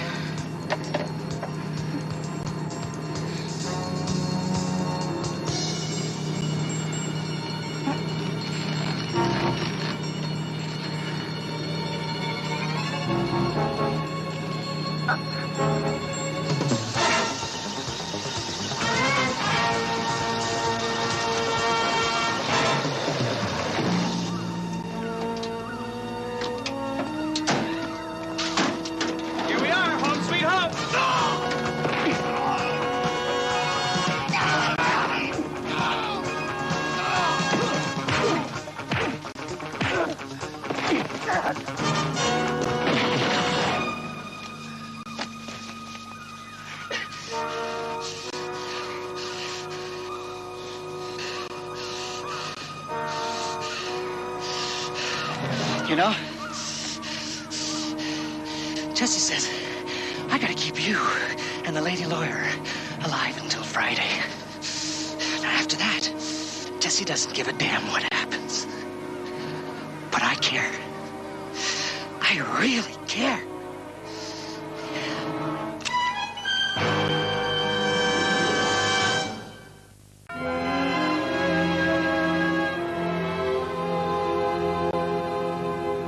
Roy. Blood.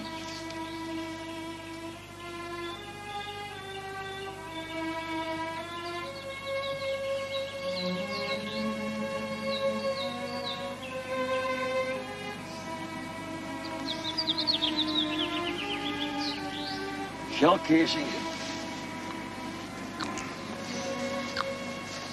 Lots of them.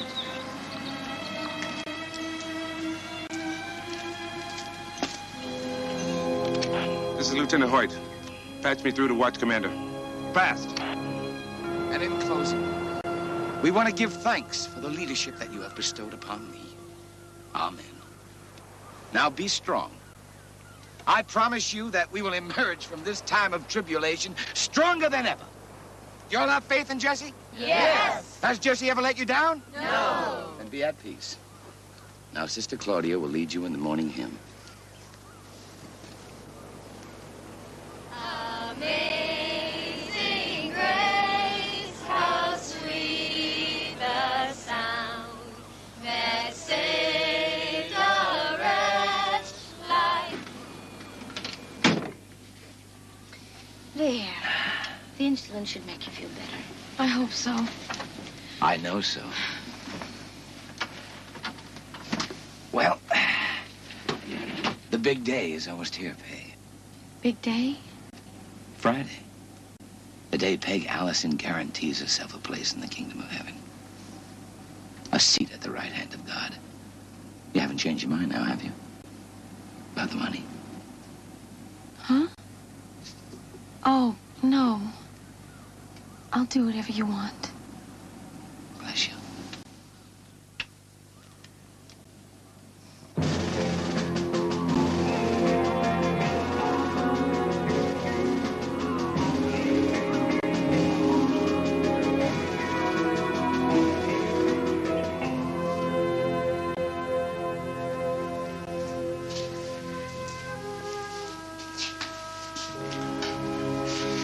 Carl, you mean to tell me that there's nothing left in this damn bag that's gonna help her?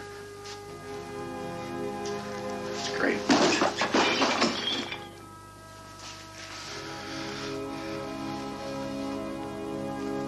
Oh, CJ.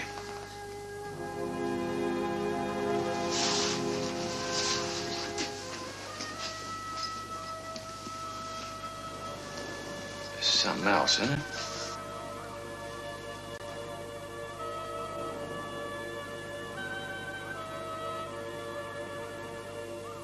You're a very special lady. But you gotta hang on.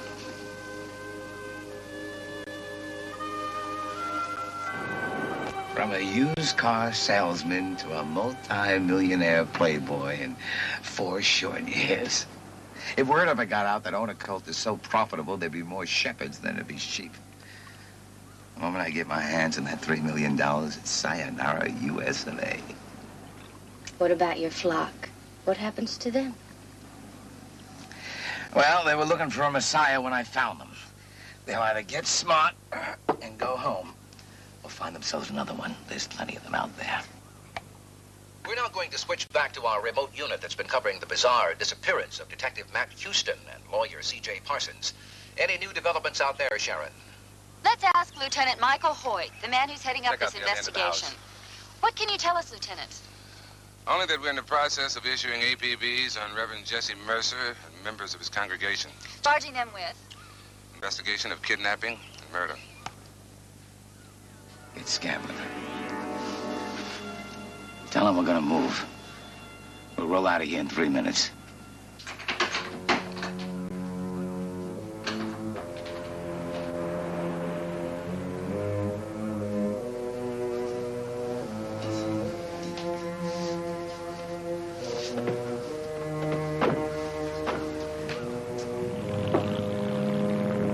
Looks like they're moving again. There must be some kind of trouble. Let's hope it's the kind of trouble that helps us. I say we kill all 3 of them now. And I say we kill nobody. Until I have Peg Allison's inheritance in hand, we're long out of this country. Now you stay here, make sure nothing happens to our guests.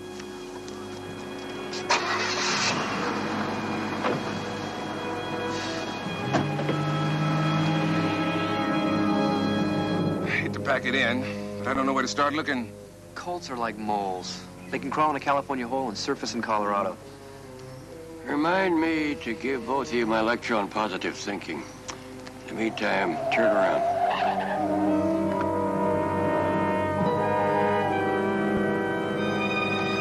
All right, fellas, spread out.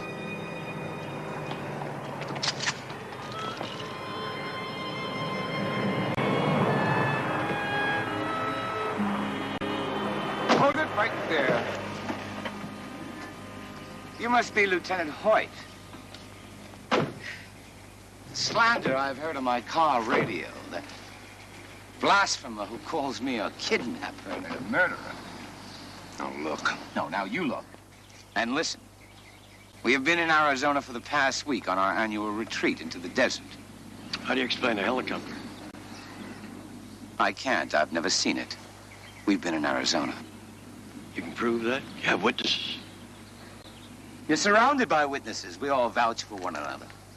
Thou shalt not bear false witness, and thou shalt either arrest me and risk a multi-million-dollar lawsuit, or get off this property right now, because I am in no mood to forgive those who trespass. Need I remind you how the court deals with infidels who violate the First Amendment and its freedom of religious guarantees? Clear the premises! That's an order! Lieutenant, you're not gonna let this creep get off the hook so easily. You can't let I wanted the premises cleared. That applies to you too, Allison.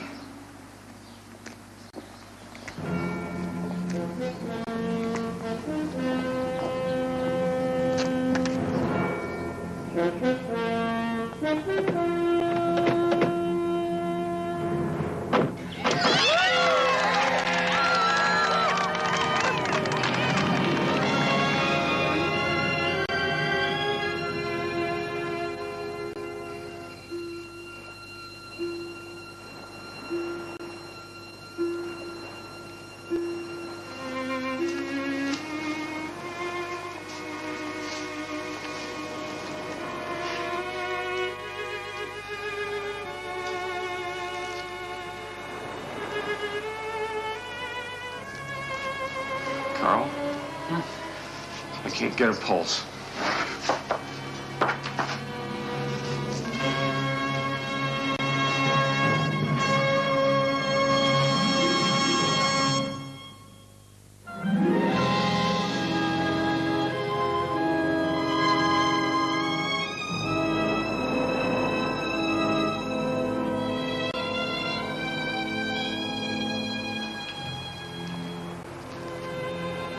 No, I got her pulse. It's weak, though. We gotta get her to a hospital. Girl, you just keep her alive. I'm gonna get us out of here.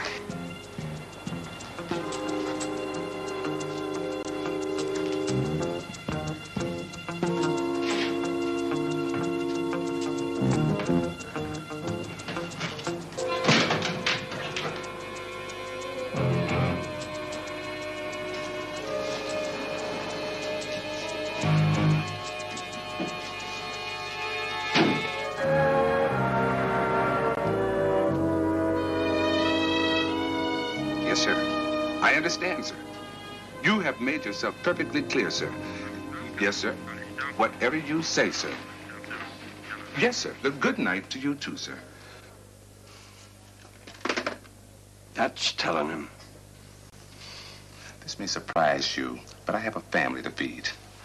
I like my job. I have my own office. I have my own police car. I get a chance to wear a suit and a tie. And I have no desire to go back out on foot patrol. So you tell the captain anything he wants to hear? When he's right, yes. Roy, we have no proof that Jesse Mercer has broken any laws. That cult leader is hiding behind the Constitution, the American flag, and apple pie. And my hands are completely tied. Well, mine aren't. Roy. Lieutenant. My nephew and CJ are missing. Maybe dead. Whether you like it or not, I'm going to do something about it.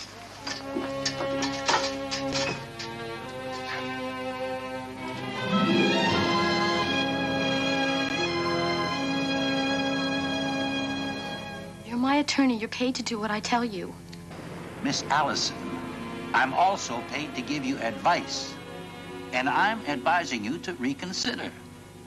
As executor of your parents' will, I have certain obligations. And I feel I wouldn't be doing my job unless I warn you that... Mr. Addison, I don't want to argue. Just bring me my inheritance. All $3 million this afternoon in cash. 4 o'clock, Cassandra Park, by the fountain. Bingo.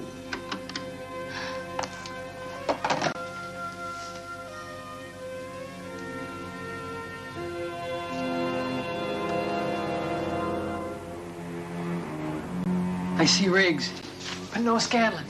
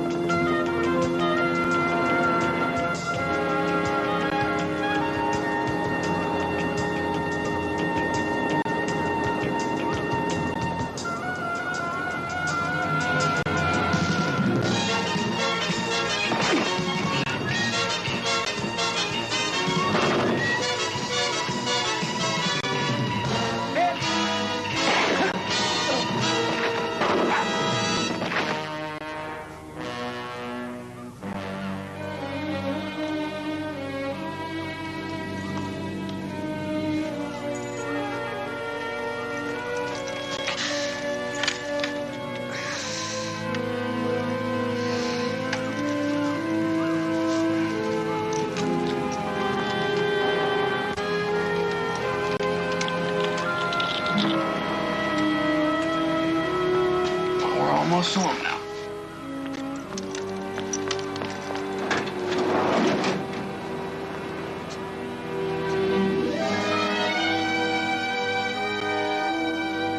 There's a Bible passage that says the love of money is the root of all evil. And I can't wait to get my hands on all $3 million worth of that evil. Thank you.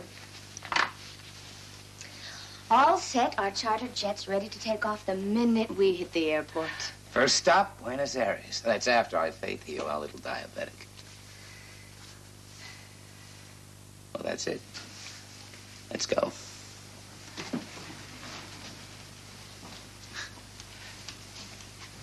You know something? I'm gonna miss all this. There's a certain something about having power.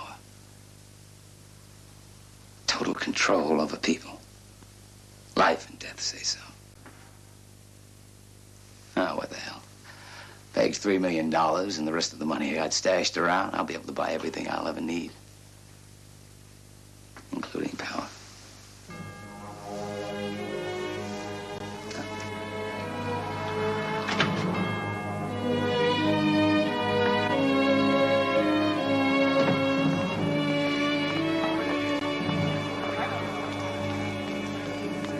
Now be of good cheer. By the time I return with Peg's love offerings, your lives will be drastically changed. How so, Jesse? Now, that's a surprise. But I can tell you this much. It has something to do with going international.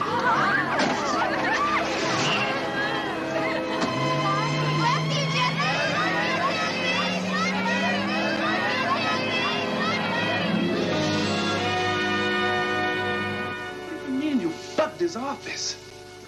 Roy, that is against the law. Now you tell me. Lieutenant, I got the name of Peggy Allison's lawyer from her brother. I had to take the chance that she might call in and set the time of the meeting. What good is that going to do you? I'm going to be there. Once Mercer has Peg Allison's money, he's going to kill her. I got to stop him. Alone? Oh, I figure he'll have a little help.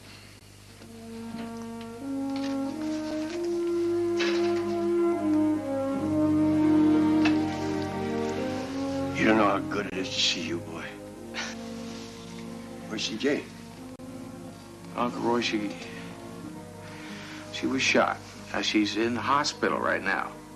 It's all right. She's gonna be fine. Well, now you can join us.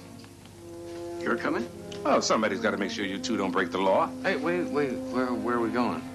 To baptize a phony preacher.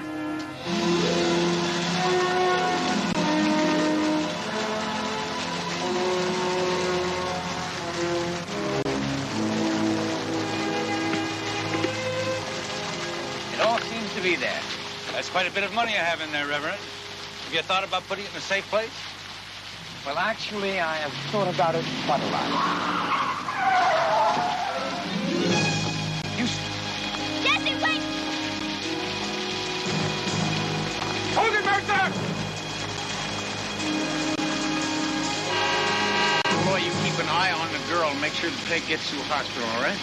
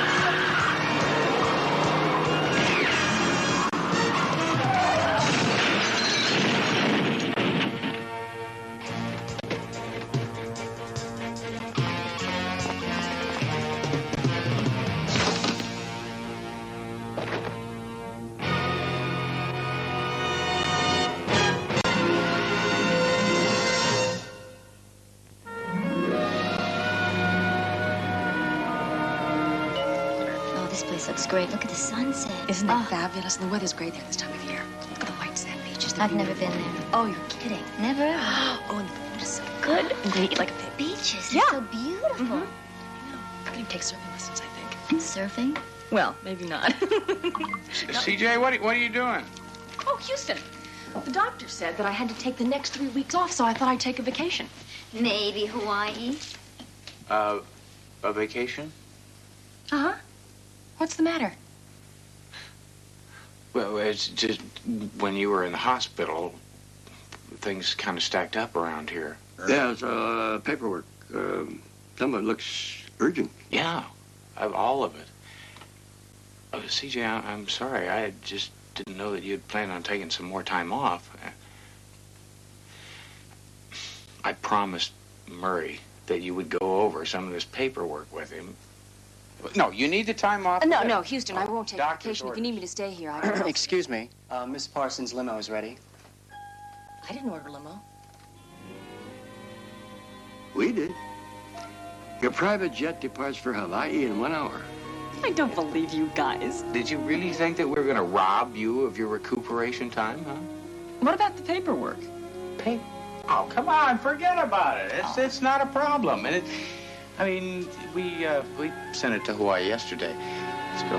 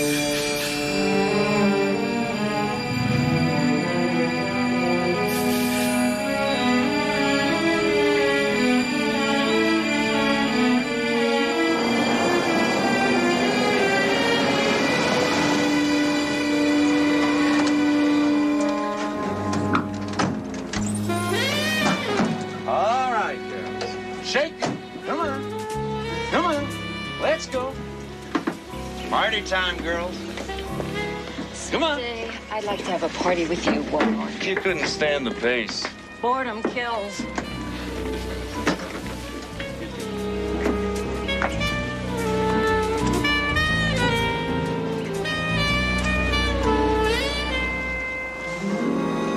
Oh, we got us a real good bunch this time. That's what you said the last time. Oh, we took care of the girls that caused trouble. We made an example of them, Mr. Pizer. That will not happen again. Get her!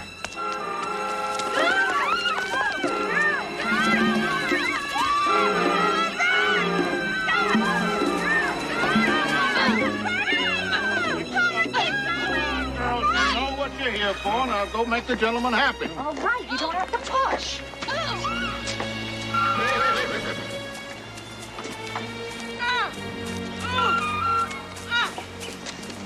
Oh, don't worry. We'll take care of her.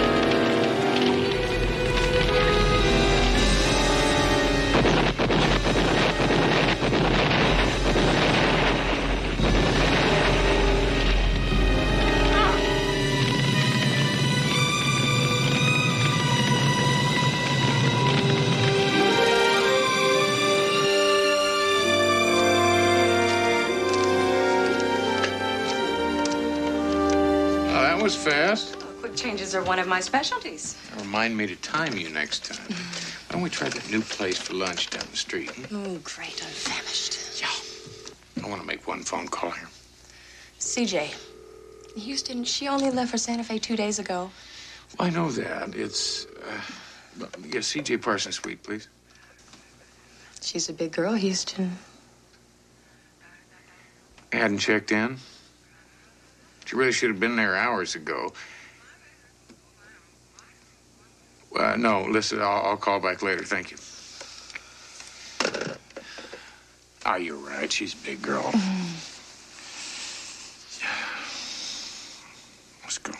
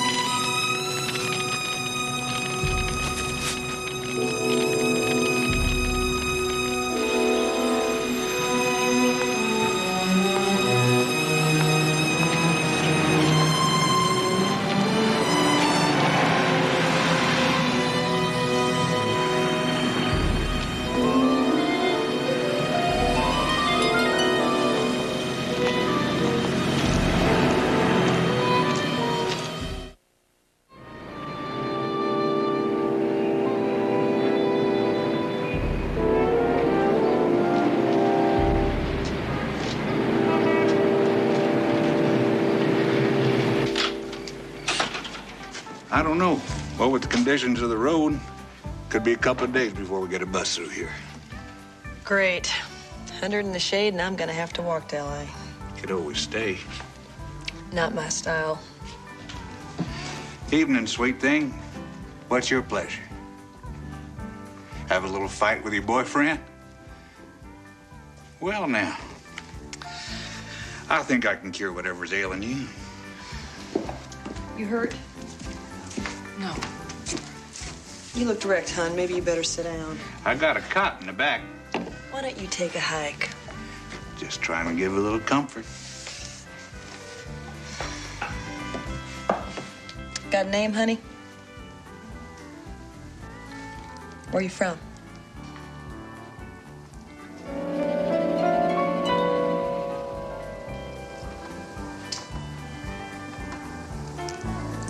There was a Bunny. Bunny. Nice name. So what's your story? I'm not sure I have one. Oh, you got one. Maybe a few pages are missing, but I know a classy broad when I see one. Now, this jacket may be a little beat up, but it's good material. And that watch ain't from no thrift store either. She looks like she's been on one hell of a bender. Been on a few myself. You even know where you are? No. Well, I do. And believe me, it ain't worth knowing.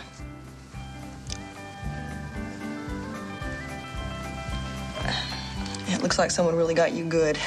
Come on, let's get you fixed up. Come on.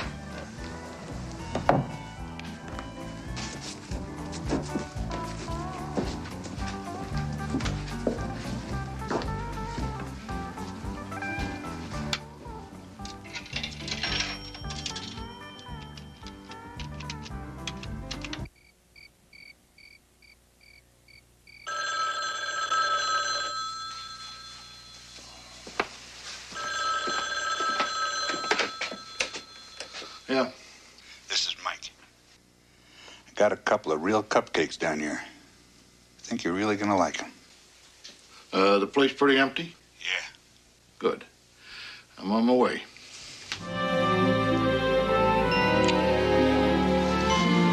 Oh, you're something else. You know that. Just hold the thought for a minute. I'm gonna try Santa Fe one more time. I mean, I told her to fly, but no, she wanted to drive. Huh? see the scenery. 800 miles of desert, some scenery. When it makes business with pleasure. Never works. Yeah, C.J. Parsons checked in yet? Oh, she does have a reservation, doesn't she? And you haven't heard from her? Yeah, the minute she comes in, have her call me. Matt Houston. She's got my number. I've got your number too, Houston. Ciao.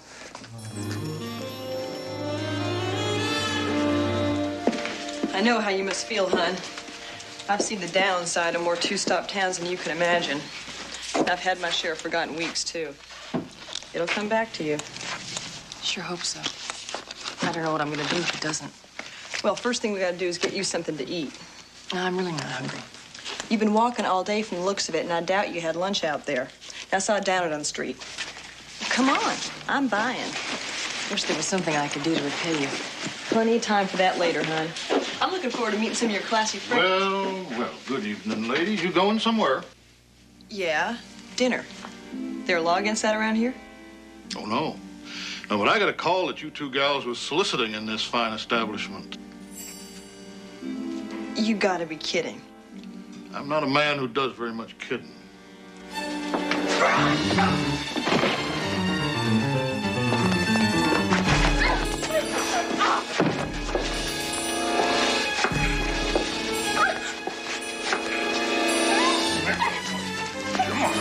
Let go of me! Come on, please!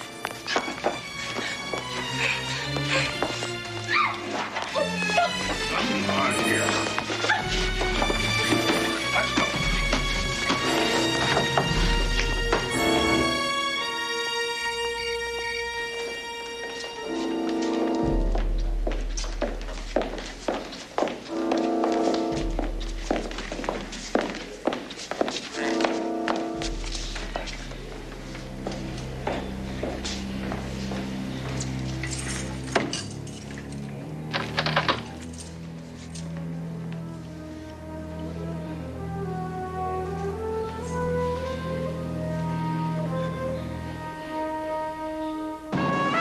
Chris, just stay here for the rest of the night in case she calls. What's the latest word from the hotel?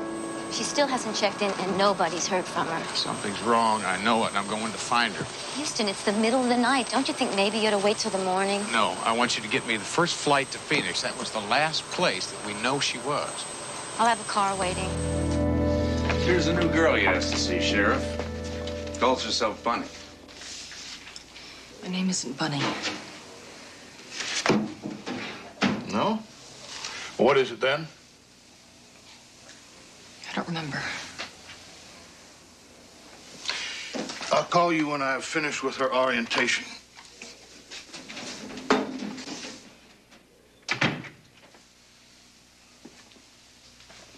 Oh, shy, are we? A little sensitive? Well, those ladies down there will soon fix that. Unless you let me take care of you. You see, we're going to keep you here, detain you until we send you down to the county seat for trial. Now, I could dress you in silks or satin, protect you. It'd be an awful shame to have that nice, lovely skin all scratched up by some little prison alley cat.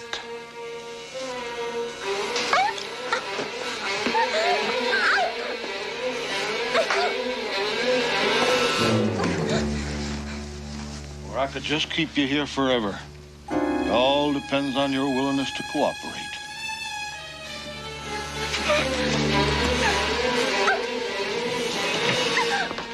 There's a fight. There's a fight in the mess area, sir. Can't you ever handle anything by yourself? You gonna leave her here? Yes. I have not finished with her orientation yet.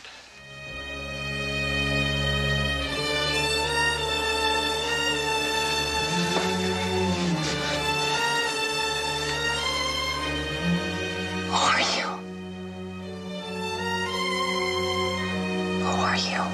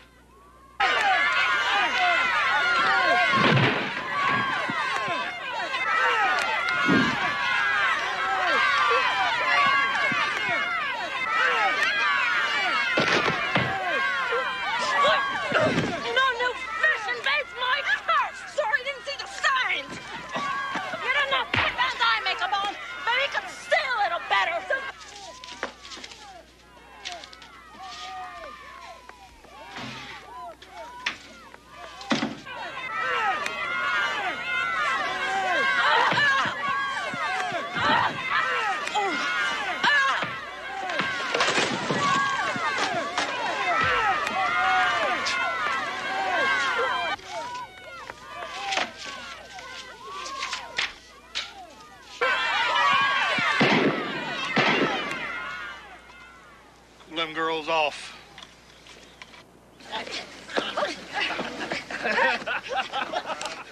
Come on, come on.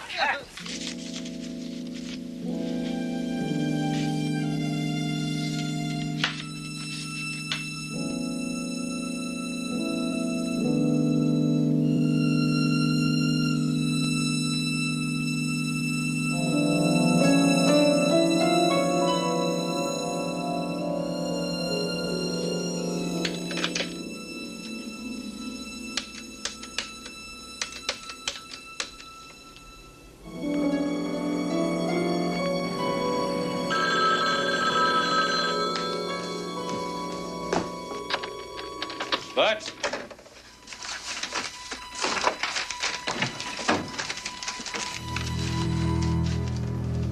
well. There's a little trouble in the mess area. I'll be right back.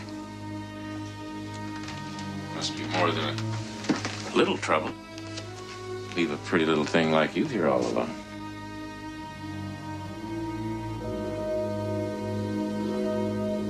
I wouldn't know I'm new here. I can see that.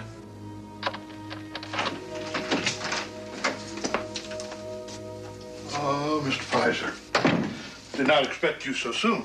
Obviously. You probably intended to keep this lovely creature for yourself, if I hadn't let myself in.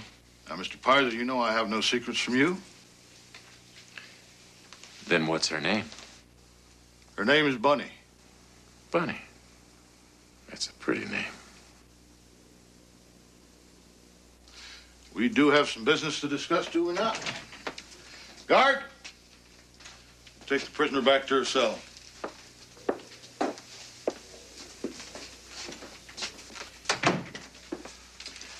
I just found my date for our barbecue. She just got in today, Seymour. I haven't finished the orientation. I don't know whether I can control her. She's pretty wild. Why don't you let me worry about that? Well, sometimes it's more fun that way.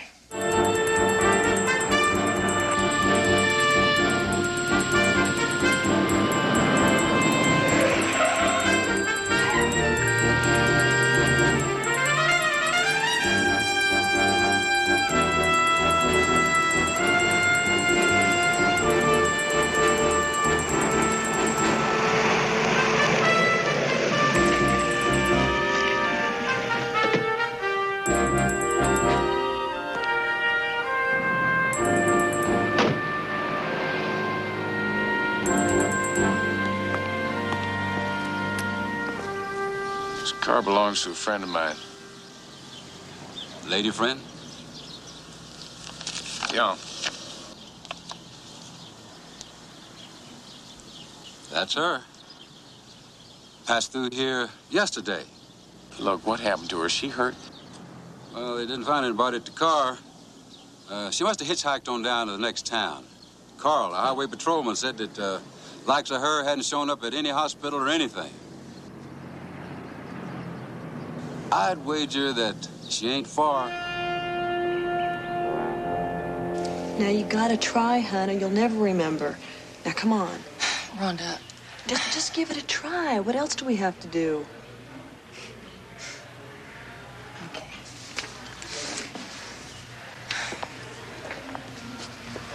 Now, think of yourself as a little girl.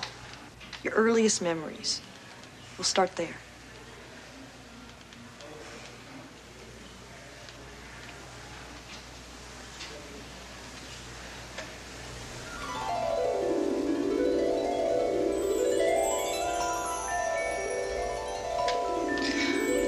I remember a birthday party. For me. I'm 5, 6 years old. I have on a very pretty dress. Ice cream cake. This horrible little boy spills his chocolate ice cream on me. Go on. What's next?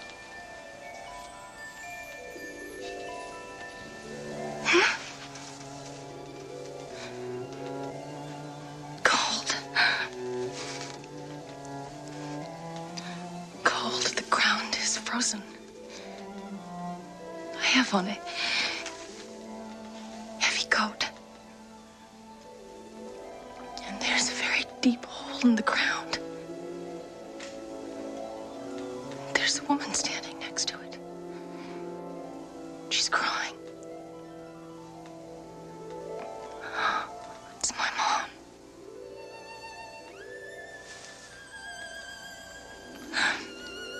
They're lowering a box into the ground. My dad is dead. My dad is dead.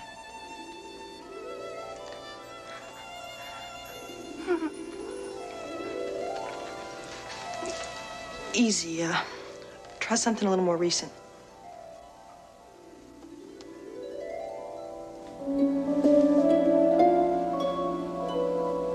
I'm in a hospital room. And there's a man there. He's my friend.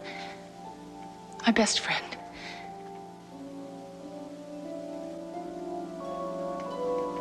Who is he? He saved my life.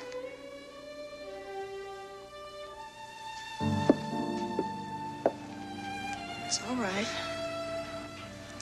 We'll stop now. We can do more later.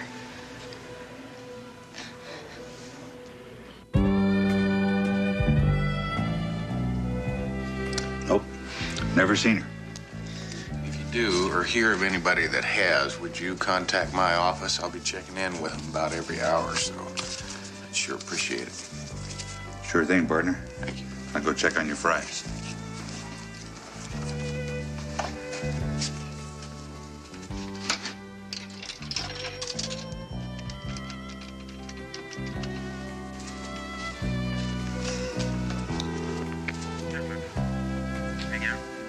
Yeah, Walmart? I got something for you. Should be worth a couple of bucks. I just got a call from Mike down at the bar. You do not have to tell me every time you get a phone call. There's a private eye named Matt Houston looking for that new prisoner. Which one? The one calls herself Bunny. Seems her name is C.J. Parsons. She's a lawyer from Los Angeles who wrecked her car up the road. That's right. She did have a bump on her head when she came in. Think she's forgotten who she is? But she sure ain't here on no holiday. So what are we going to do with her? The only thing we can do. Same thing we did with all the other girls that were problems. Not a grave in the desert. You enjoy that, don't you? All right, you go get Bunny or whatever her name is and take... Oh, wait a minute. Now, better yet. Pizer, you're going to have a fit if he doesn't get Bunny at his party. I mean, that's all he's had on his brain, Bunny, since he's seen her. So? Pizer will get his Bunny. We'll dope her up. And later on, she'll join her friend, the private eye, in Bunny Heaven. Houston. That's the one I want you to take care of now.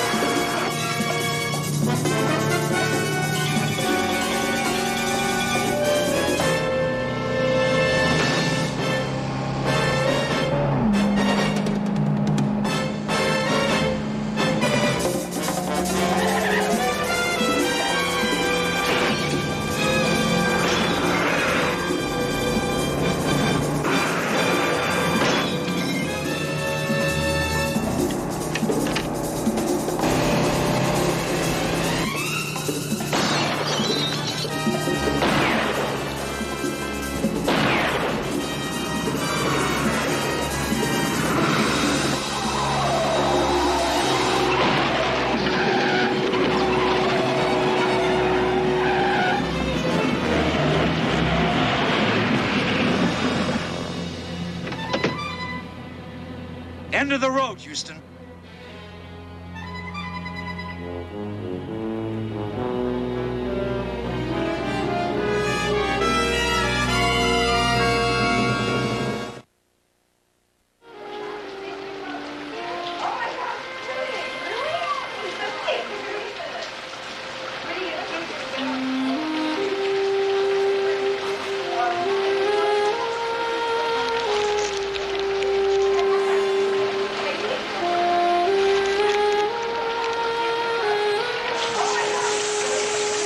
Make yourself nice for tonight's party now.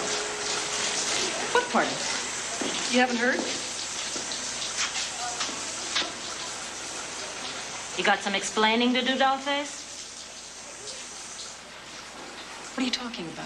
Why don't you drop this hokey amnesia trip? Why don't you leave her alone? You stay out of this, witch. What has Butts got you doing? Nothing. He made a pass at me and I told him where to go. Yeah? What are you doing with this list then? Listing all our names with those stinking Johns he sells us to. I didn't know that that's what it was. I don't believe you. Why don't you tell us the real story, Bunny? Or whatever your name is?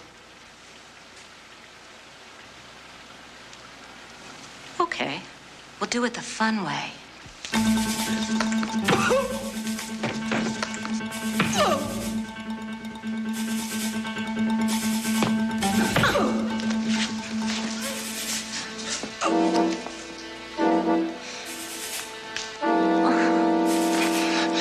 Those were some moves, hon. Where'd you learn to fight like that? I don't know.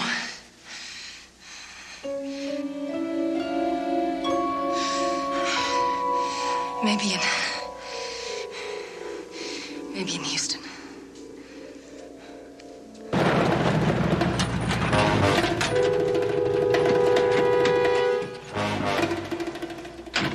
All right. Get up.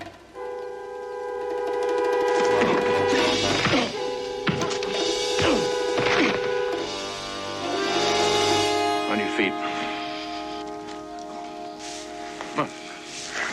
Over here, next to your friend. Lose the gun.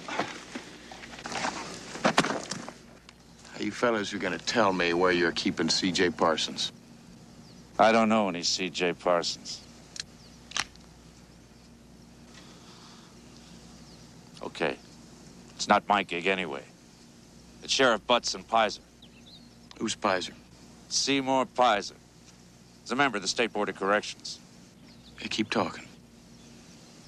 Pizer and Sheriff Butts set up this fun and games house at Pizer's ranch. Special favor to some of the big boys at the Capitol.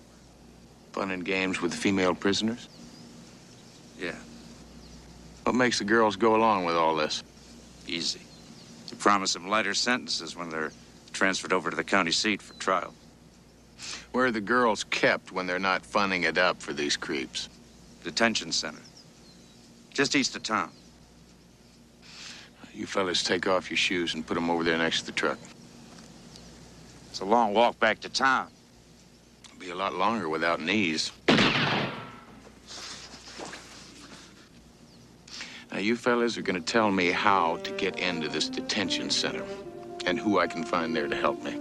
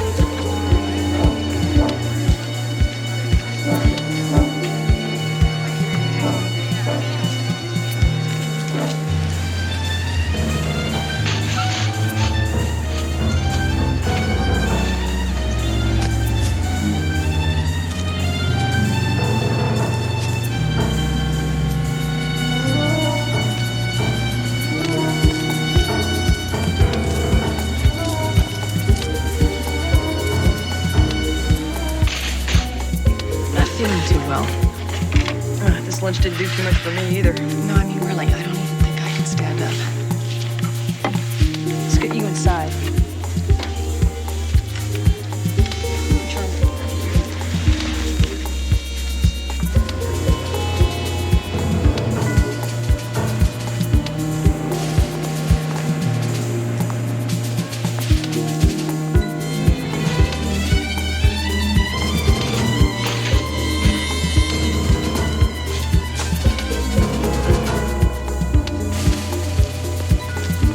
What do you mean you haven't seen him? It's time to get the girls ready for Pizer. All right, you handle it. You tell Womark to contact me the minute you find him.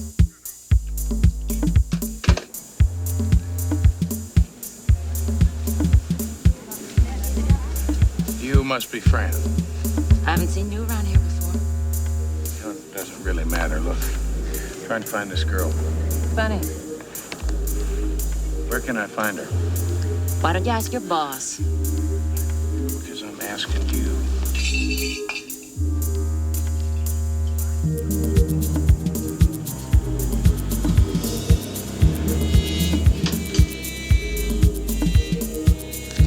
I need your help. Forget it. There's $200 here, and there's 200 more in it when we find the girl. You enjoy playing party doll at Butts' Bashes? What do you think? You can help me find the girl. We'll make sure his next party is a going-away party, huh?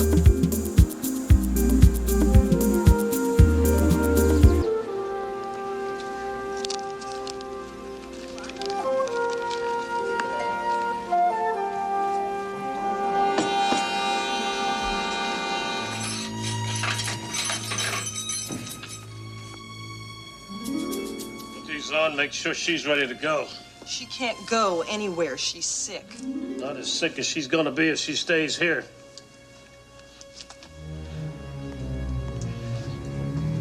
Come on, honey. You gotta make it. I'm too dizzy. Now, I'll help you get through it. It's our only chance. Once we get to the ranch, we'll figure out some way to escape.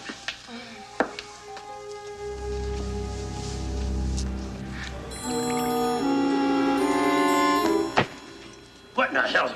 Got a problem, Marsh? Yeah, you. That ain't no problem. That's infatuation. Oh, sure. Hey, come here. Get in here. Get in here.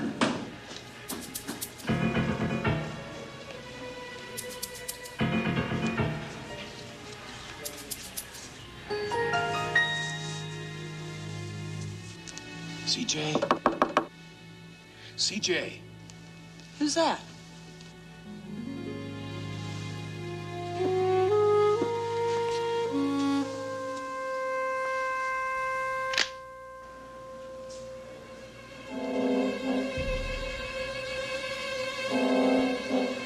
You are a dead man.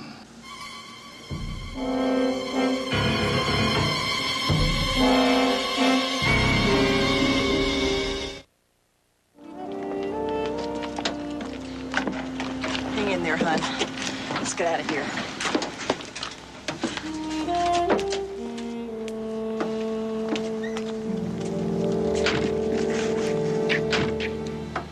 So far, so good. Now you kill Houston and the girl.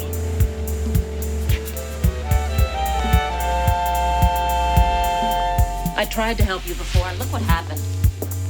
Besides, what's in it for me? I told you I can talk to the people who count. Let them know what a bum rap you've taken here. Mister, my whole life's been a bum rap. My motto's get them before they get you. Why don't you please help me get Butts? How do I know you'll keep your word? Darling, you don't know that. But you can bet the ranch that when the guard comes back, I'm gonna be dead. And you know too much, so they're gonna have to kill you too. Why did you ever come here? What is this CJ to you? His friend. You always risk your life for friends?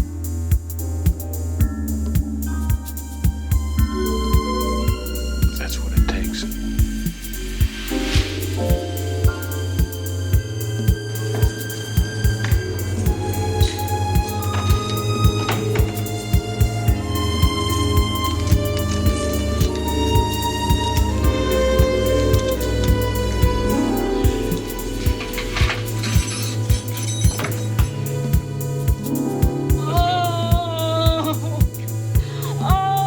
Come on, quit your howling. Come on. Can't you see she's in pain? You gotta help me. My guts is burning out.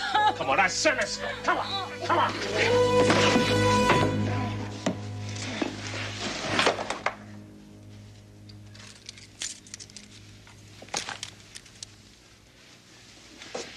I'm going to drop you off at a phone. I want you to call the state police, ask for Sergeant Morgan. Use my name. You tell him to meet me out at Piser's Ranch, all right? You got a great opportunity here, Houston. What for? To be the first man that never let me down.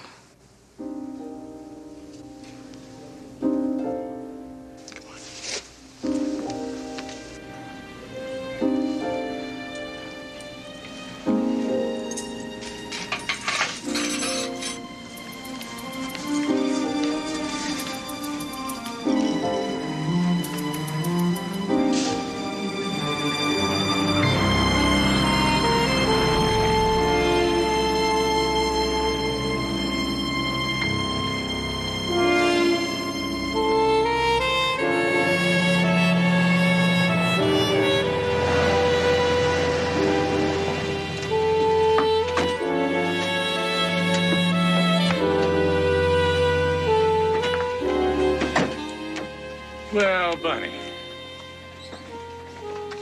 How nice to see you. Come along with me. I want to show you something.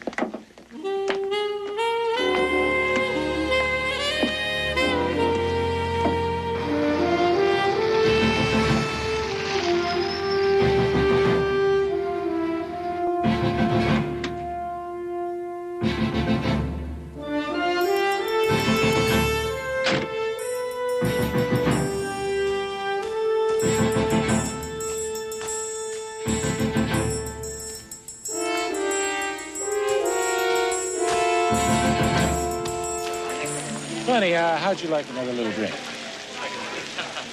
There we go. Yeah, that'll clear up that head of yours. Now, come on, sit down over here and tell me all about yourself, huh?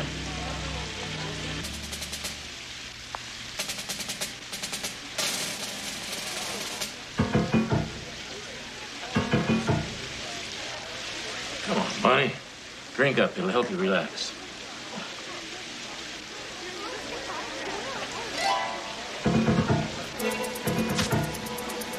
Guard! Over there!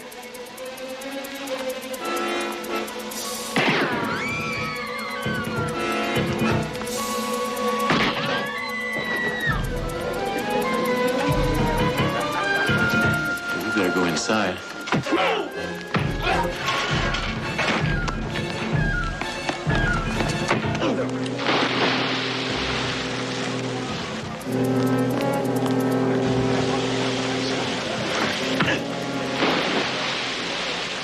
What's the matter?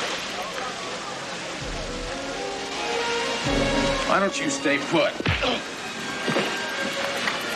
Who's running this mess? Sheriff Fox. Right there.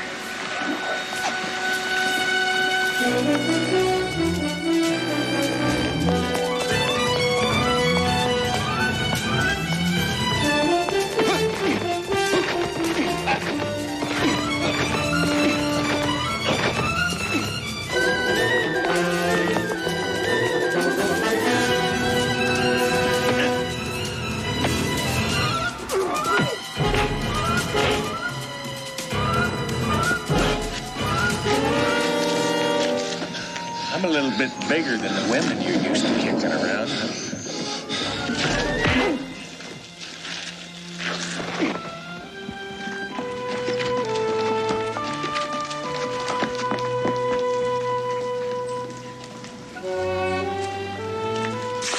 Houston?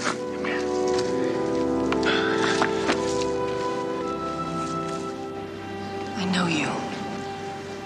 Nice to have you back.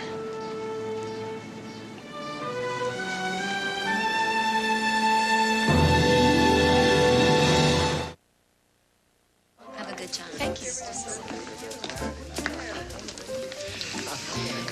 It's a great party. Yeah, good party.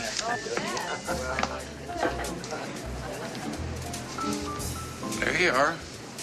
Thought you were hiding. You ought to be inside celebrating. I'm sorry. Somehow I just don't feel like it much. Things could have been a lot worse. I know. But you can't go through an experience like that and not feel a little changed by it. Well, you're home, CJ, and that's what's important.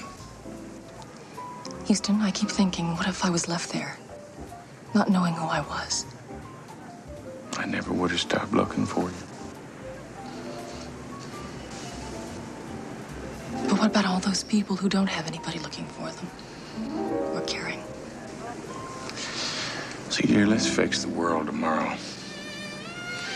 Tonight, won't you let your friends show you how happy they are to have you back?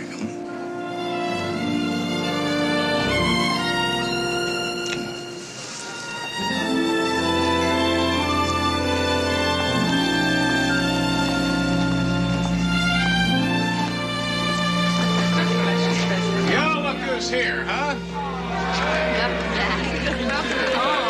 A toast. To CJ.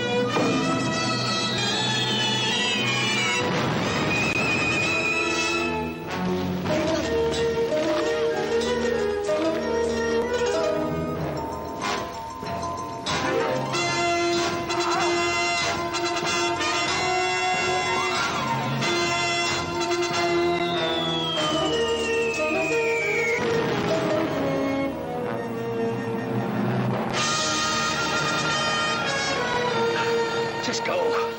Don't let Charlie get both of us.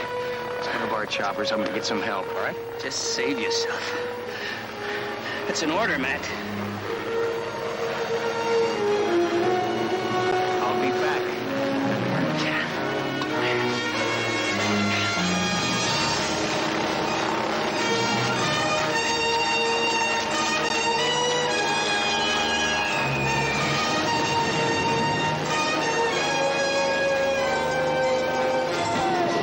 My cousin! He's been hit! Come on, you gotta help me!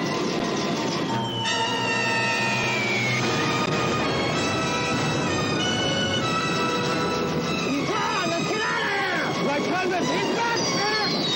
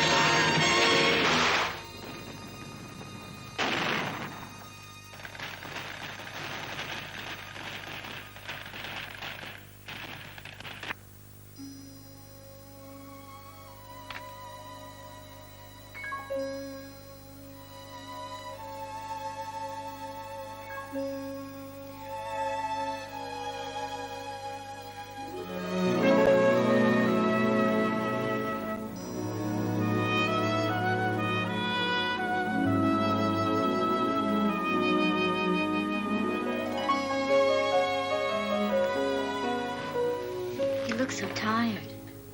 I know. He's been having those nightmares again. Vietnam. I thought they went away. Well, he got a call from immigration yesterday. He's going to meet with a Vietnamese lady.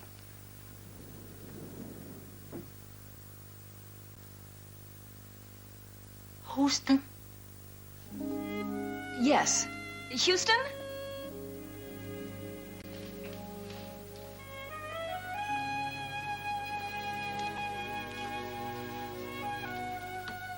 Houston? Yes, I'm at Houston.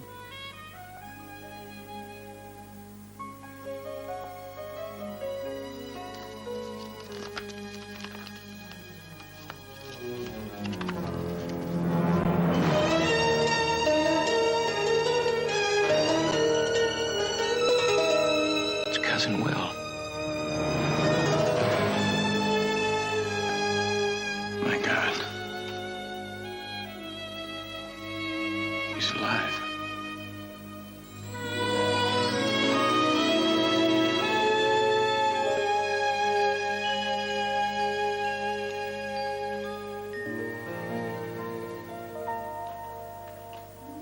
Uncle Roy took these of my cousin Will and me when we were just 10 years old. I remember I used to count the days till I could go visit him in Arizona.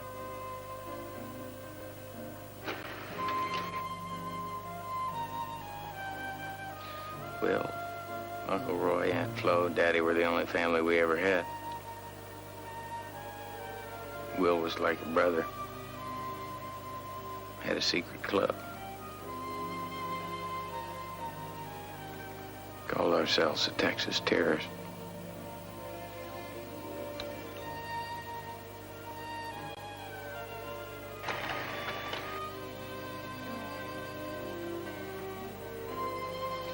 Made a vow we'd always take care of each other. It wasn't your fault, Houston. We only had 3 weeks left on our tour of duty. Flying medical supplies to a platoon just northwest of the Cambodian border. Got hit, went down. Will was injured in the crash. We radioed for help. Charlie was behind every bush.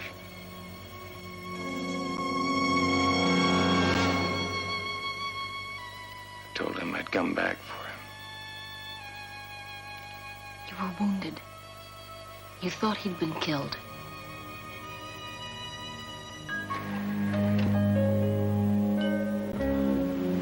I left as soon as I got your message, caught the first plane out of San Francisco.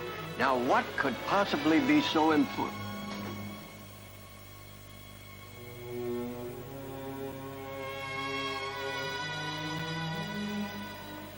Uncle Roy, it's Will. He's alive. Your son's alive.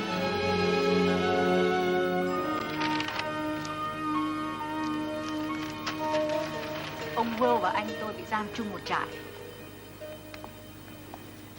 Cảm ơn ông. Sau đó ông Will giúp anh tôi vượt ngục. She said Will helped her brother escape from a prison camp where they're both being held. How long ago? Palo Roy. Hơn 1 năm rồi. Maybe a year. Does she know where the camp is? Well, she doesn't speak about it the way we do in terms of latitude and longitude. She talks about a tangled jungle and a series of 5 hills. I think she's talking about Dim Tao province, which is right here, just across the Vietnamese border in Cambodia. Uncle Roy, that makes sense. Last time I saw Will was right here. What are we waiting for?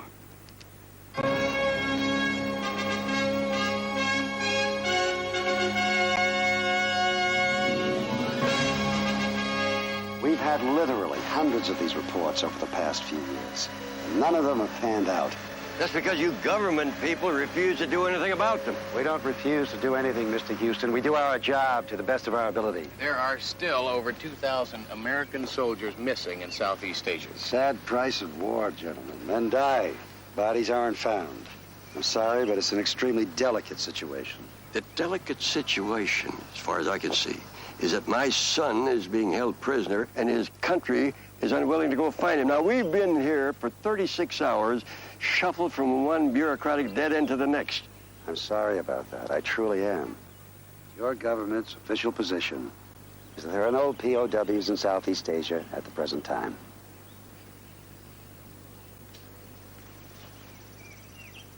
Sir, don't you think... Yes, I think. You don't. Now go wait in the car.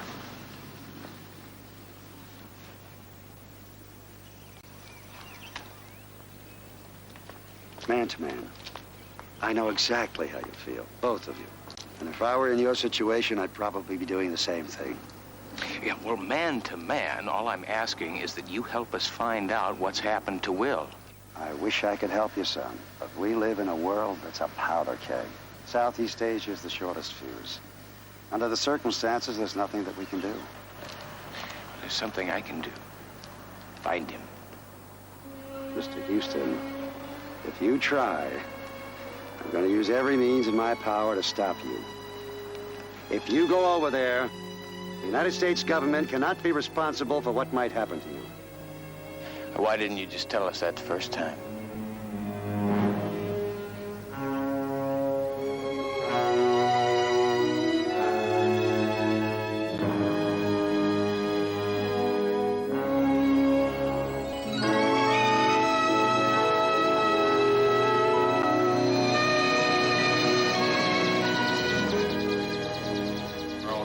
They're not going to let us do this, you know.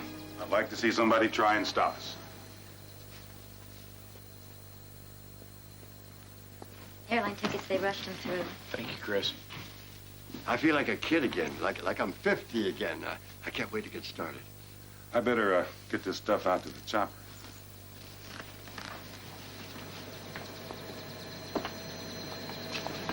You gonna tell him? Yeah. I hope you realize how much I appreciate you coming along with me. No sweat. We don't know what we're going to run into over there. Yeah. Like I said, I've been wanting a vacation.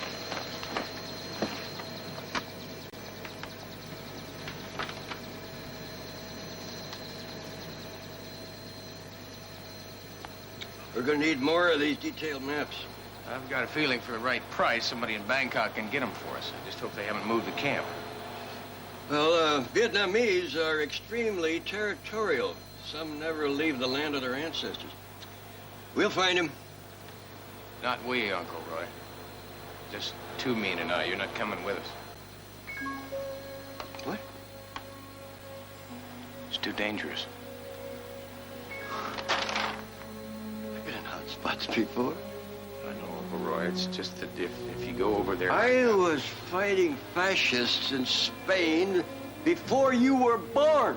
You don't understand. What I'm trying to tell you is... Spent a whole winter charting North Korea while you were still strapped to your high chair. Would you knock it off? That was a long time ago, and you are not fighting fascists anymore. How long do you think you'd last? Men half your age don't last 10 hours in that jungle.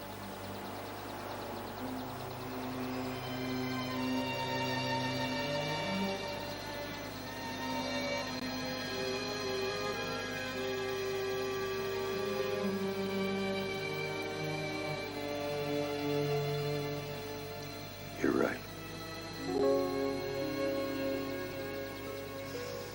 It's just that No.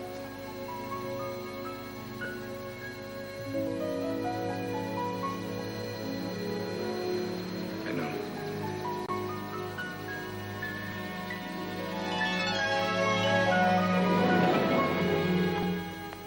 Bad news. You're grounded.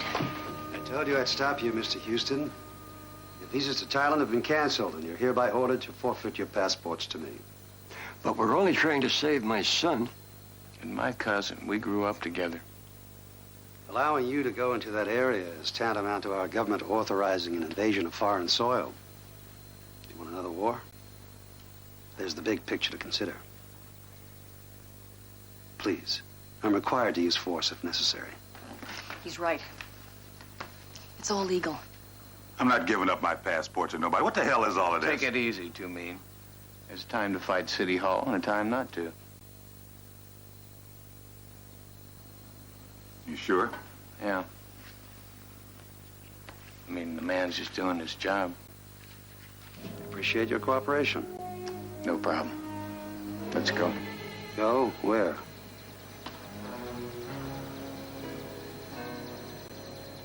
This is not a casual question, Mr. Houston. It's official. It's going for a little ride in my chopper. Unless you have the authority to prevent two private citizens from taking a little tour of the city lights. Mr. Houston, I've got nothing against you. Don't force me to do something we'll both regret.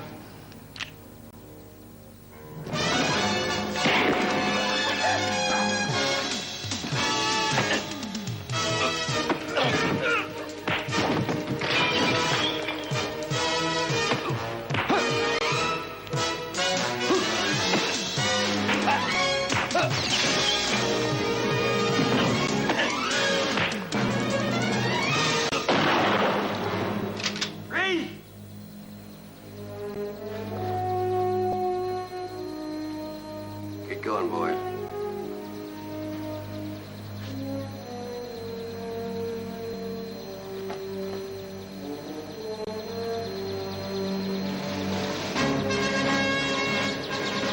We'll get to Mexico and arrange for a flight to Bangkok from there. Look, CJ, if I don't come back... If you don't come back, Uncle Roy and I are going to come looking for you.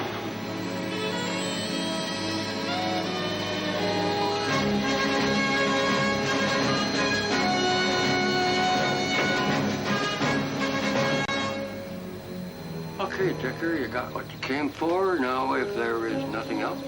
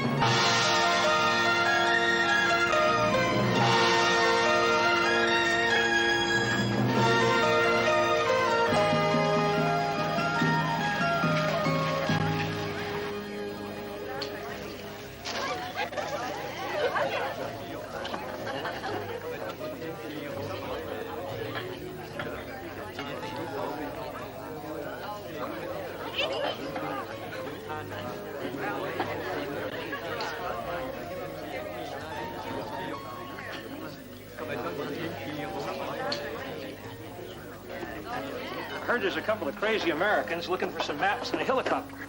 You got that right. If you're Andy McKay, I understand you have them. That would be illegal. But I might. Look, if you're worried about getting paid... I'm not. I checked you out. If you weren't going to pay me, I wouldn't be sitting here. Look, we're trying to get to Dim Tao province. You are crazy.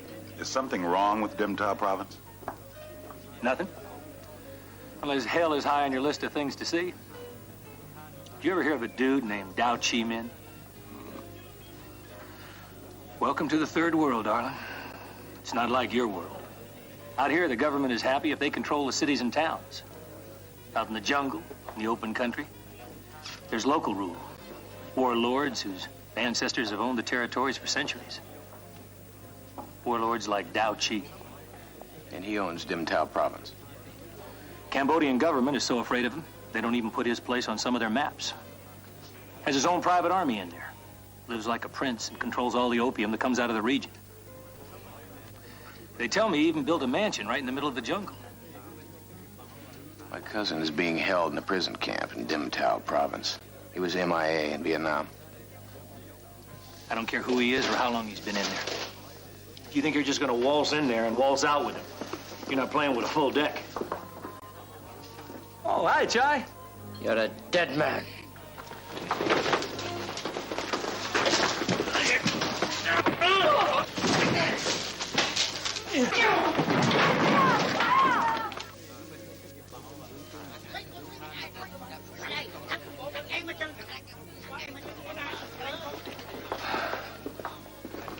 Just a little squabble over a bar bill. About the helicopter. Look, if your cousin is in there and Dao Chi's got him, I know what you must be feeling, but with just the two of you, you're spitting in the wind. Now, what about you? I mean, you know the area. You look like you can handle yourself. We're going in there one way or another. We could use an extra hand. Like I said, fella'd have to be crazy. How about for $50,000 American? For $50,000, I'm downright certifiable. You want to go? As soon as we sell your bar tab.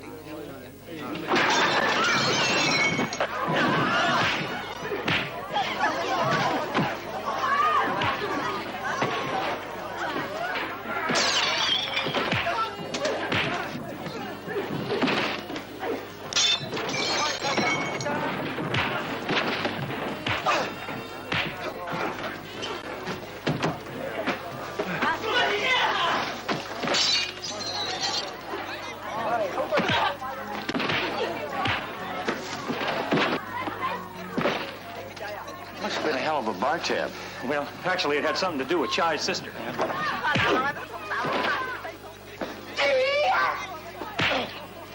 Bye, Chai.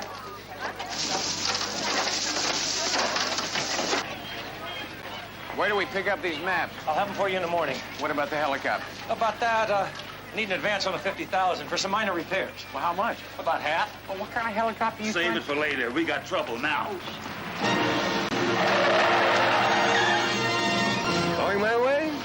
I would have joined you in the bar, but you seem to be occupied, so I grabbed a cab. You're unbelievable. People have been telling me that for years.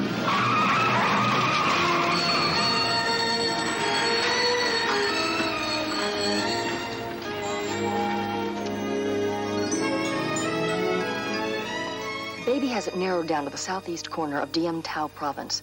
The terrain is high and dry, but there's a tropical forest along one edge. Give me the coordinates.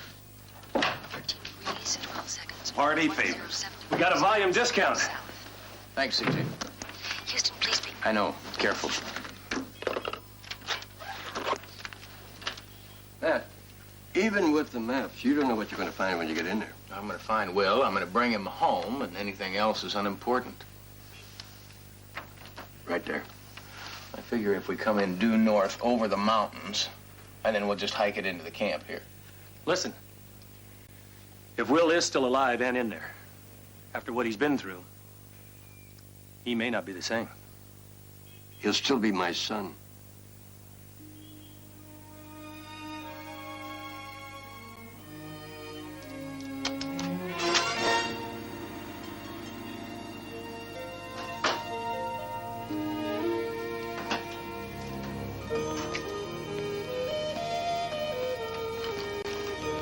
That's the last of it. Are you sure you can trust this guy? Chung? Nobody trusts Chung. But he knows if he steals anything, I'll squash him like a bug.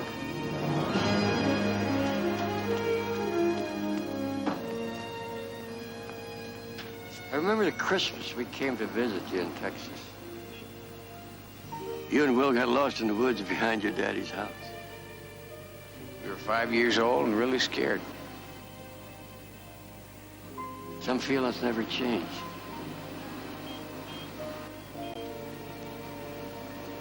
I'll be back. We'll both be back.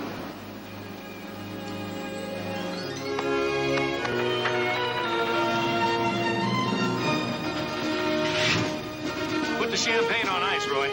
Tell the girls down at the bar to get ready for a party. Hit it.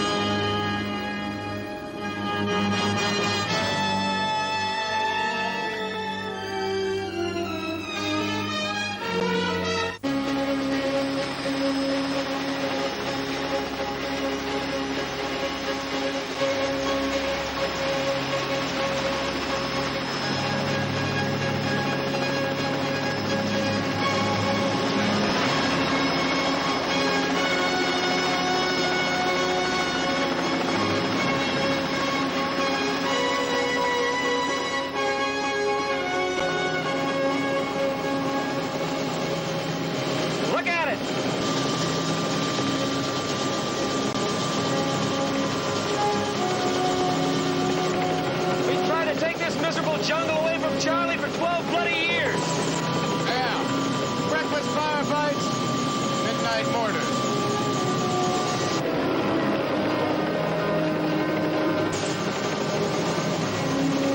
In some ways, this is home.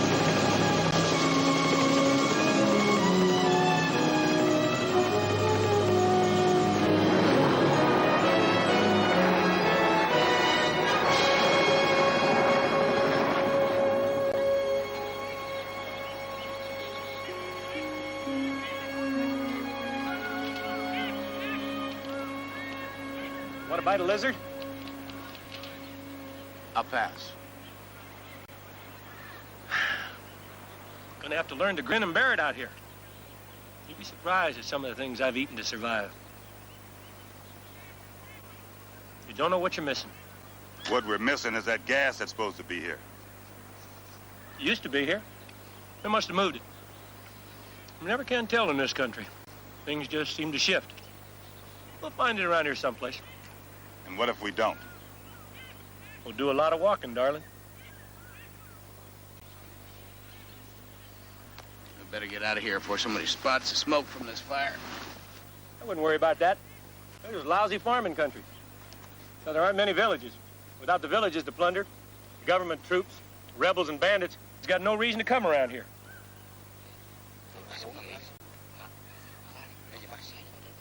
And you wouldn't mind explaining to me who those fellas are?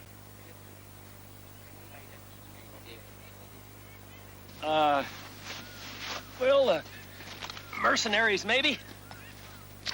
Or rebels?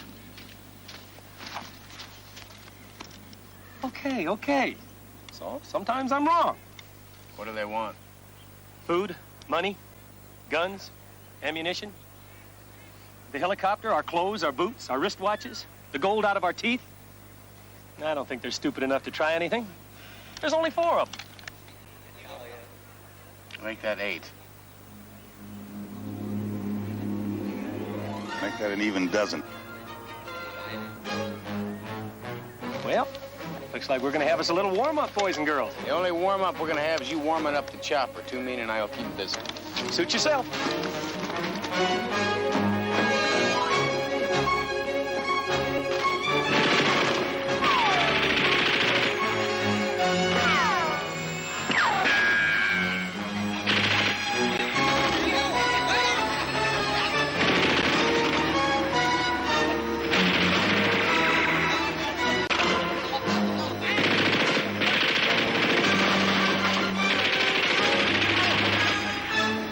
Doing us a lot of good. Where is he?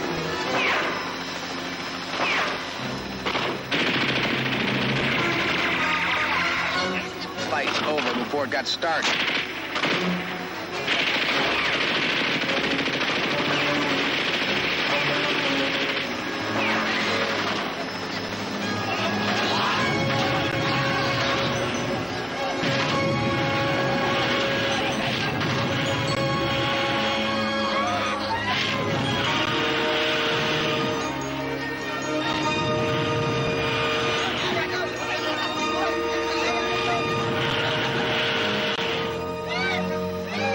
Is that warm enough for you, darling?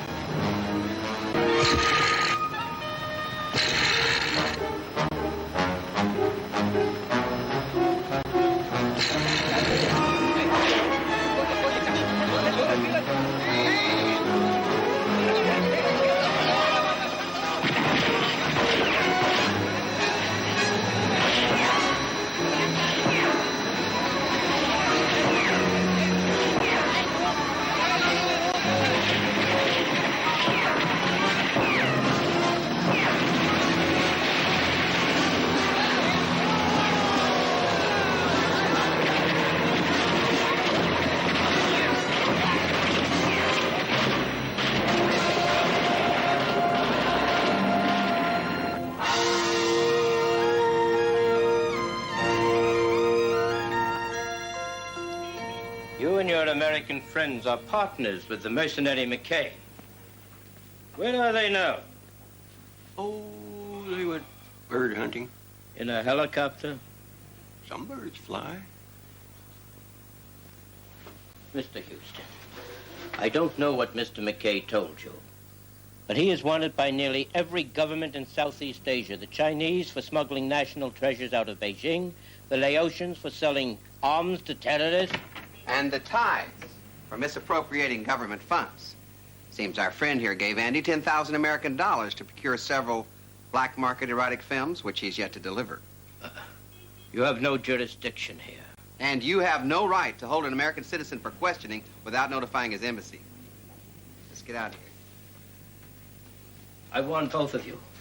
If you try to prevent us from evening up accounts with Mr. McKay. That reminds me. Now we're even.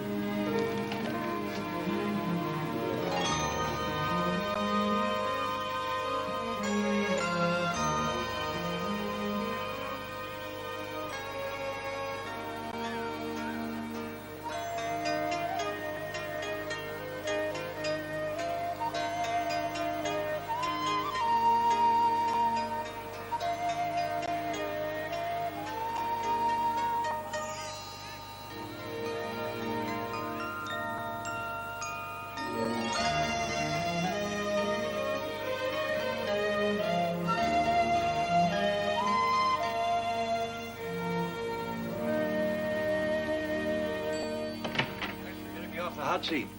I think I owed it to you. I wish I could do more. I was sent over here to check up on you. But I don't agree with Decker and his government issue mentality. It's a shame more people don't feel the way you do. Tell me, from what Kai said, is Andy McKay really in that much trouble? Mr. Houston, Andy McKay may be trouble itself.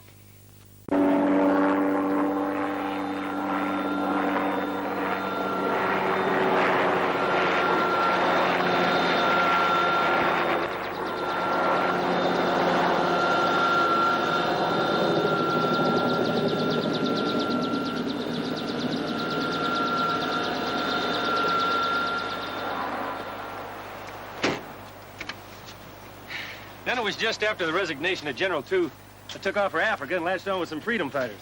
And those suckers got heart. Really? Yeah, I stayed down there for about 6 months. Best 6 months of my life. And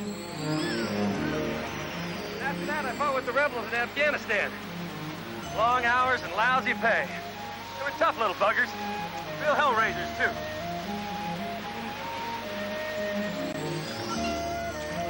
Then a little for both sides in Chad.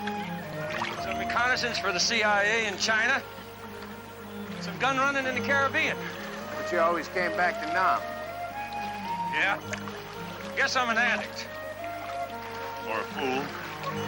Or both.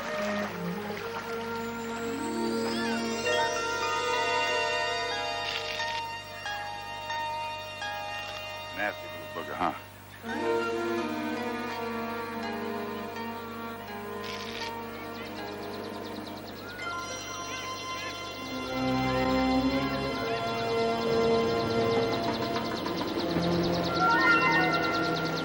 There it is. Yeah.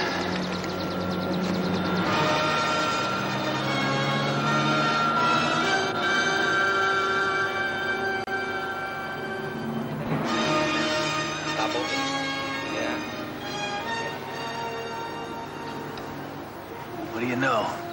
Man's even got a TV dish. Yeah, all the comforts of home.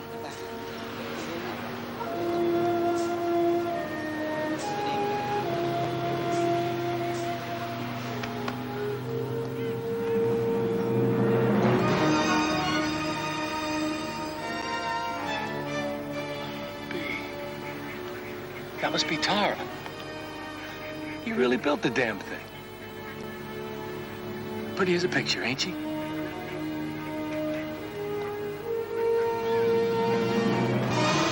Hey, and there's the warlord himself. Take a look.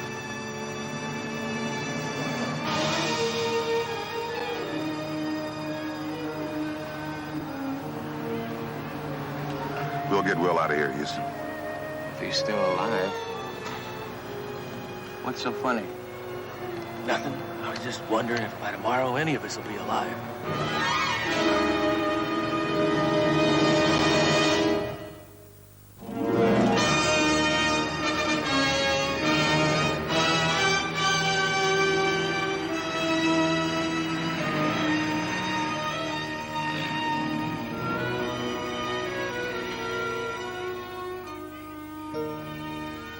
Judging by the guards and the bars, Will must be in there. All we gotta do is create a diversion so we can get in and get him out and not fight the whole outfit. So we just put some charges around the perimeter. Put two men in the thicket back of the camp to keep them busy while we take the hut. No sweat. And then all we got to do is to run 2 miles cross country, swim across the swamp, and get to the chopper before they get to us. No sweat. Let's get going.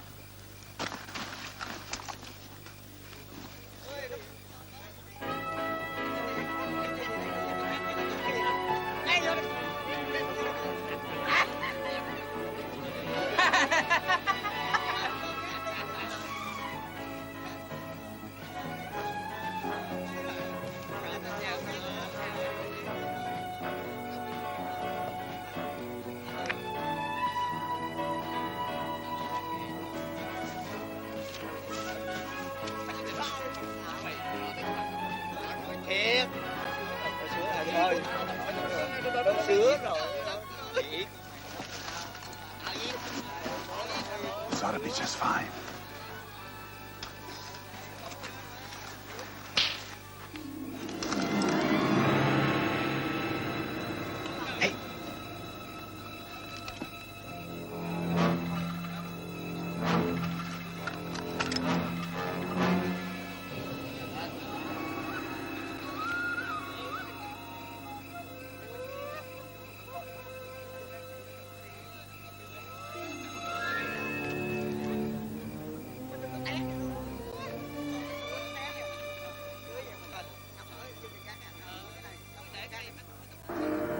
Đồng chí ơi, con có tụng trên tivi đồng chí thích kìa. Ghi Lee Ganai lên. Cảm ơn đồng chí. Tôi thích thằng cha đó lắm. Hey Skipper.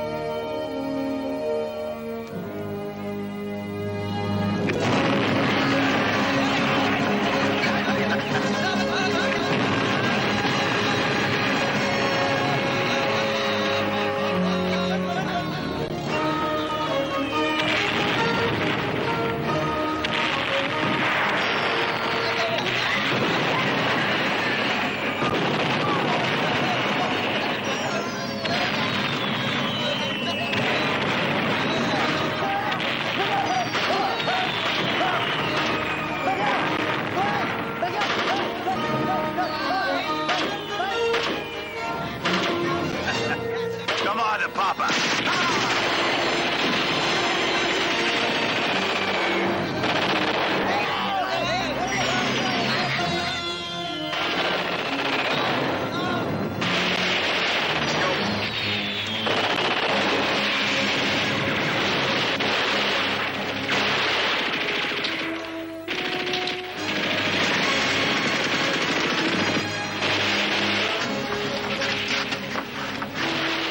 Sweetheart, I'll cover you. And make sure you get the right guy. I don't want to go through this again. Don't worry about it.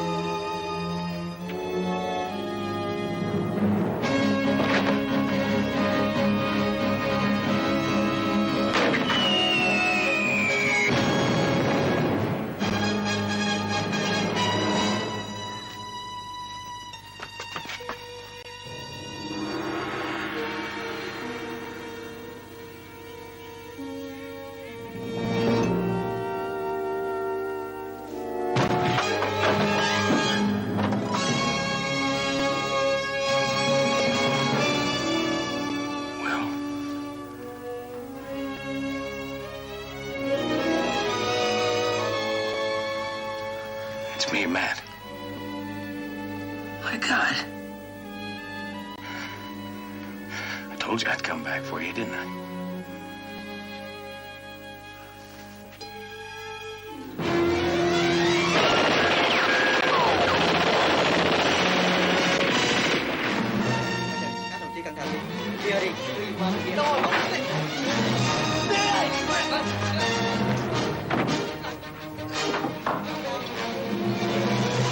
Should I know you? No, and in another couple of minutes, you're never even going to get the chance to meet me. About a 2-mile sprint to the helicopter. Not through that door. You know another way out of here? No. I was afraid you were going to say that.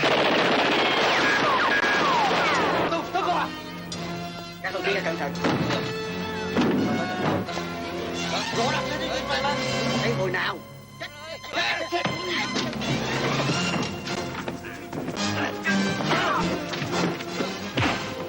Come on, Will.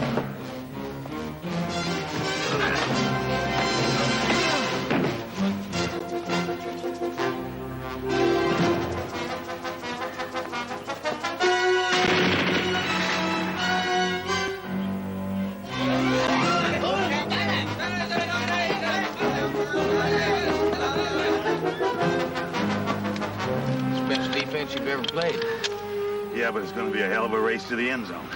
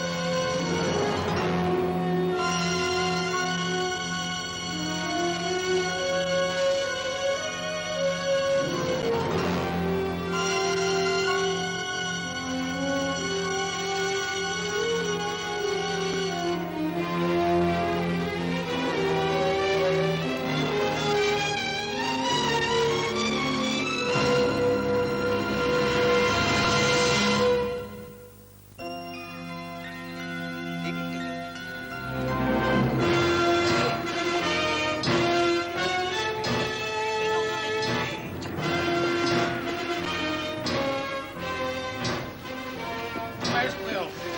What did you do with Will? Oh.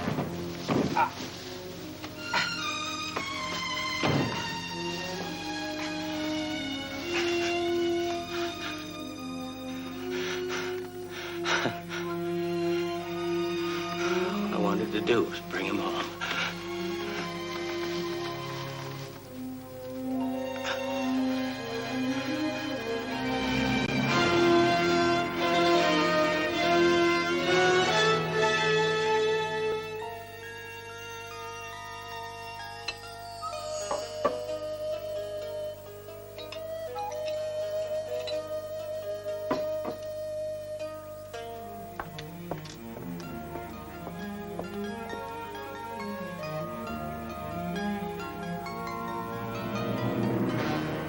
And you're certain this man, this Houston, is worth millions of dollars.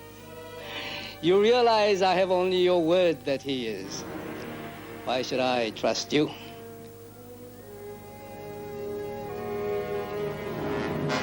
You should trust me because you have in your possession something that I consider pretty valuable. My life. And if you do what I'm telling you, you'll be $10 million richer.